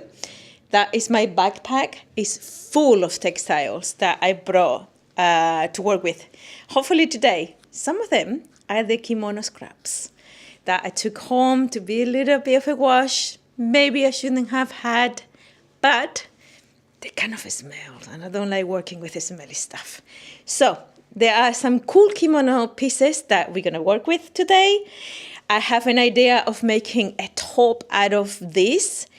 I'm filming, and then I put the videos together. So whether or not these things coming in this video, you might have to watch this video or maybe come to the next one to see the rest. Anyhow, I'm going to have to go and cut the tree. I feel sorry. I don't like it, but I don't want to be pinned on my head. And crack on, because this is the current nightmare that is my sewing space. I cleaned it before I left last week. I'm not one of those girls that keep everything nice and tidy. I used to be. I don't know if it's getting older or simply putting the priorities, you know, what you really want to do first. And what I want to do is create. And that's it. Anywho, let's crack on with that. I'll talk to you in a bit.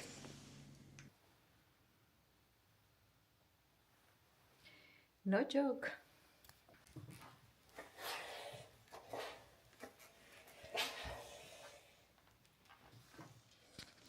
I just wanted to show you these lovely sparklers that I got in a thrift store for the shop.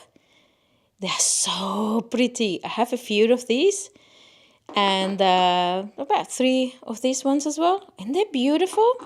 And these are the ones I'm wearing today. They are glass, super nice. I got a couple of pairs, one for me, one for the shop. These ones are a little bit lightweight, but they are gorgeous nevertheless, also glass, and very, very, very pretty. And it's nice to bring some lightweight crystals and earrings sometimes, because a lot of the ladies don't really like heavy ones, but ain't they pretty? Anyway, I just wanted to show you. Let me go and get my coffee. Much better, back in my blouse. You know, don't get me wrong, if I wasn't filming today, I would not have ironed it. I'm only doing it for you. I'm being a little bit of a poser. It doesn't bother me, a wrinkled shirt. But I think the video looks better when I look a little bit more presentable. Anywho, we have some fabrics to quilt in here. It's all prepared. And I have this lovely long piece. And then I have this smaller piece. It's prepared to quilt and start cutting and doing some pouches. So the idea is to hopefully make some of these, but at the same time, I have in here quite a lot of, because of course I have a lot of stuff around. I have also some denim that I prepare. Come, you're really far. I am such a professional YouTuber. Okay, I have here lots of denim that I have prepared, and some crochet and some of the needle point that I wanted to make. And I also have this kimono fabrics and everything that I show you. So I think, just so I keep my mind a little sane, maybe it's a little bit too late for that, I should really start with this one. I think the problem being is that I really like this panel. I like the buttons going down, and I just like the squareness of it all. And I was wondering if I could make it like a bigger pouch, and that is why I'm kind of in between two minds about what to do. This panel, I might leave it for the last thing that I do. I might quilt the long one, sew that one, so we can do like a batch sewing. And then with the pieces from last week, whenever I spend a couple of days not coming to the shop, I need to really think what I was doing, because, you know, my brain. I kind of like to mix and match the fabrics that I've made with the middle point as well. To be 100% honest, I am not 100% sure what's going to happen. So anyway, let me crack on with it. I just want to show you something. Mr. Luz Upcycles came to drop some stuff for me and left his hat in here. He wears hats all the time because he is very, very, very British, and he gets burned. It's merciless. So I need to take this one home. Right, let me just crack on with it. I don't know what I've done. I just made myself a coffee. I might just sit down and think about it. I kind of like it. It's a very good quality Panama hat. I love it. So we finally sit down to sew. I have the pieces that, I don't know if I showed you on the last video. If I did, I'm sorry. I'm doing it again. I have the pieces that I cut from that one panel ready to sew, and I have the linings ready to sew, and I have the linings ready to sew, and I have the tags ready to sew. Everything is ready. Isn't that cute? That's the lining. I wanted to show you this. This is what I switch on the camera for. So this one had a few buttonholes, and I just went with the machine and I closed them because it's not nice to see the backing of the pouch. And I actually quite like the little, you know, I just went forwards and backwards. I kind of like it. Anyhow, I also have in here some threads that I picked in the thrift store about a week, 2 weeks ago, maybe more. And what I like is these colors go beautiful with them. Can you see? They're perfect for these fabrics. So I was thinking that maybe I could do a little bit of hang stitching. Maybe not on these pouches because they're already cut and it's a lot more difficult. But maybe with a bigger panel that I'm thinking of maybe making a bigger bag. We shall see. That's the idea. Right, so what I've got is I have 2 of the purple zippers and another one of the green ones. So I will have all these pouches that I already cut. I will have, people are still moving out. I will have 2 green and 2 purples, and the green one have the green tag. That's what I was at last week. And the purple one will have the purple tag. Right, so let's crack on sewing, and then we can quilt the other pieces that we have there. Yeah, I mean, I was just folding and putting away some of the fabrics, the kimono fabrics and everything, and it's like, oh, I really want to get on with this. This is kind of my problem, to be honest. I just want to do everything in one go. Right, we're going to be sewing now. So I hope you have your coffee ready.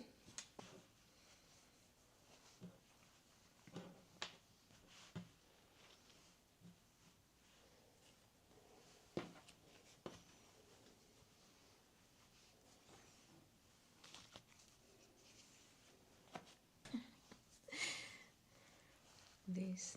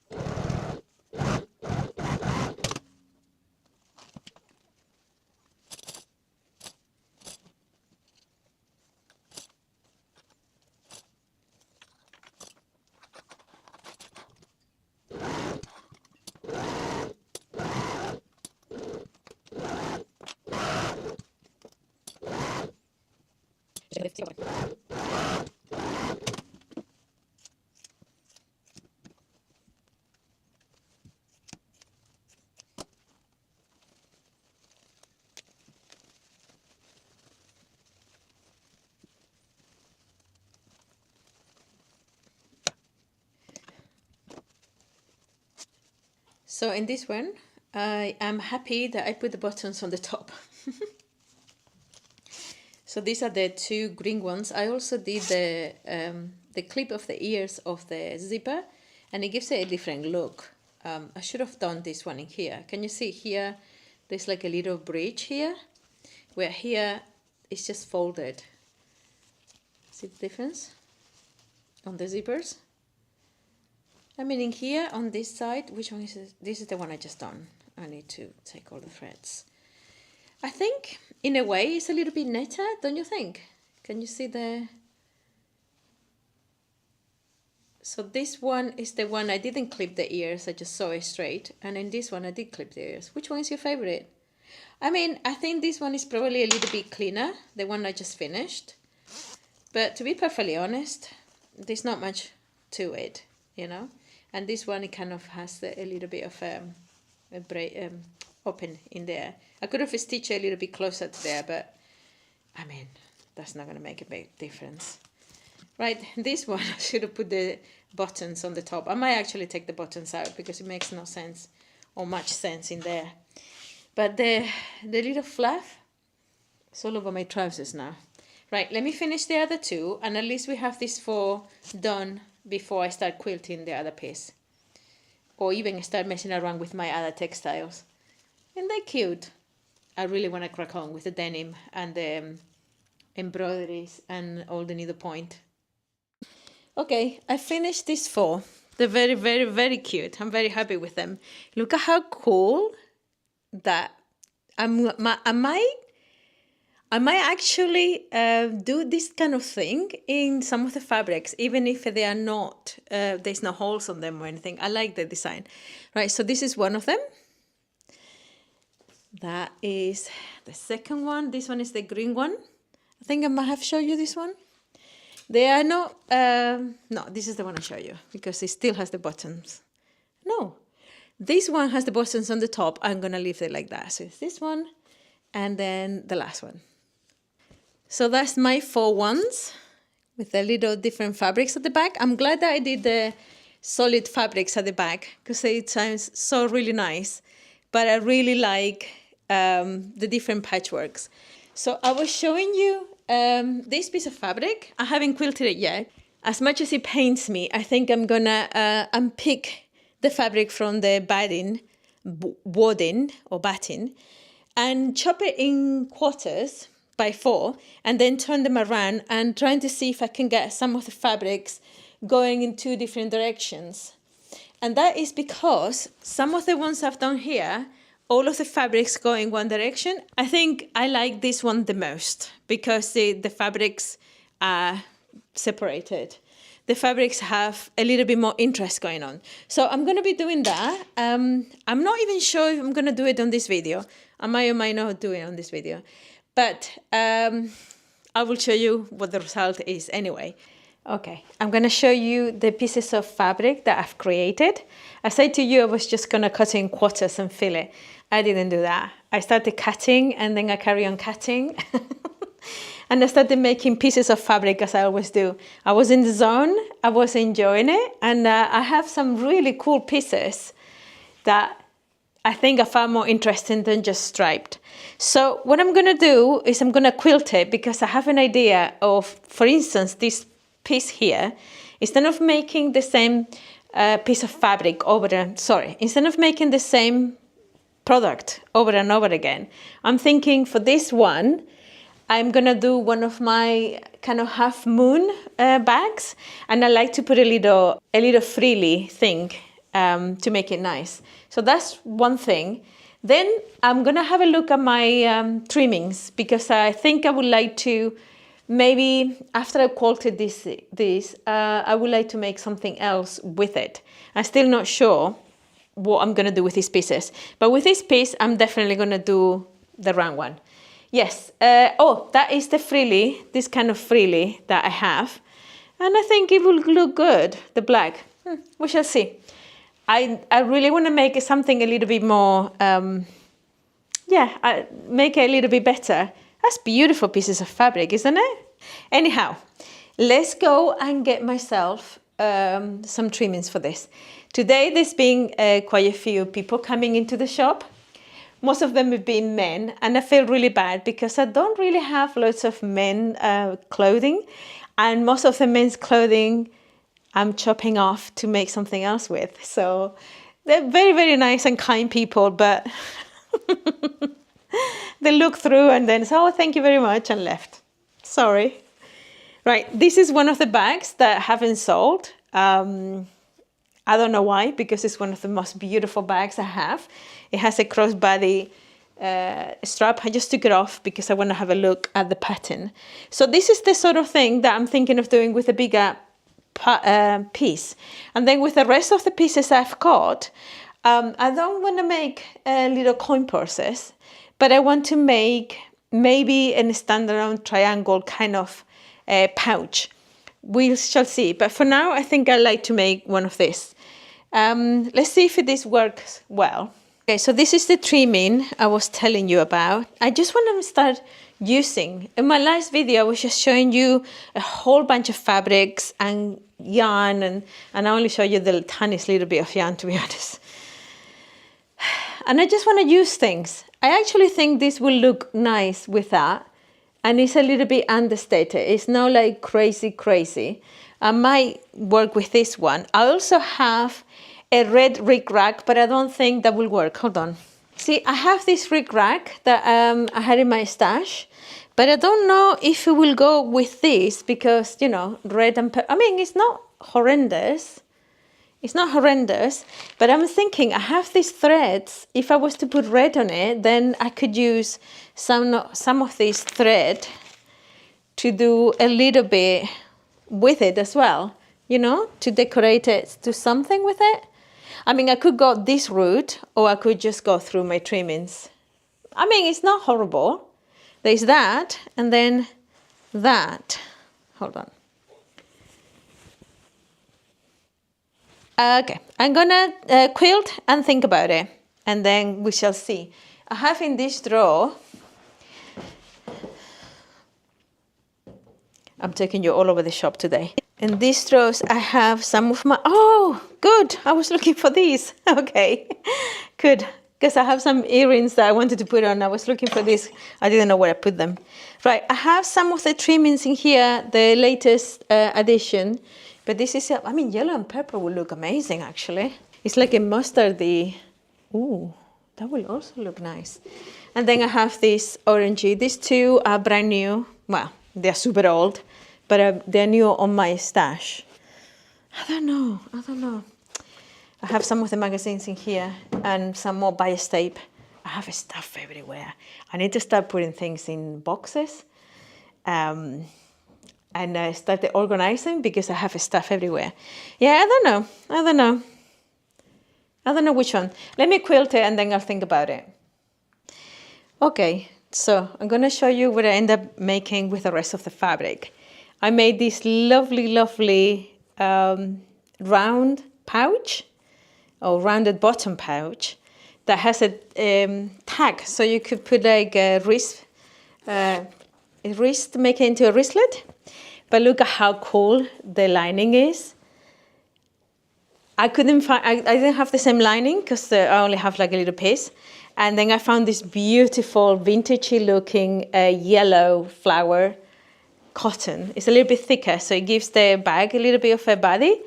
And then, yeah, I made this lovely one. I used a little bit of the trimming here. I really like it. I could have used a lot more trimming, but I think I like the way it cuts this little bit here, and I didn't do it at the back. I could have done a flat at the back as well. I still have some pieces of the patchworked, quilted patchwork shirts. I actually think this look amazing. I'm really, really, really happy with it. So after I've done that one, I thought, what if people really like something with a bottom?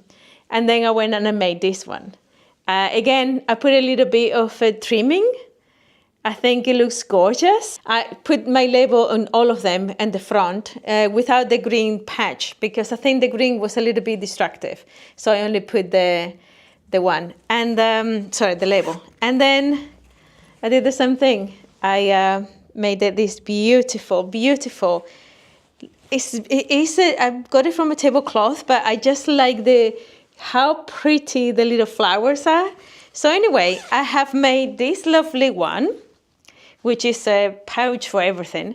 This, which is the sort of thing, because you know I crochet, sometimes knit, but mostly crochet. I think this with a wristlet is a fantastic project bag.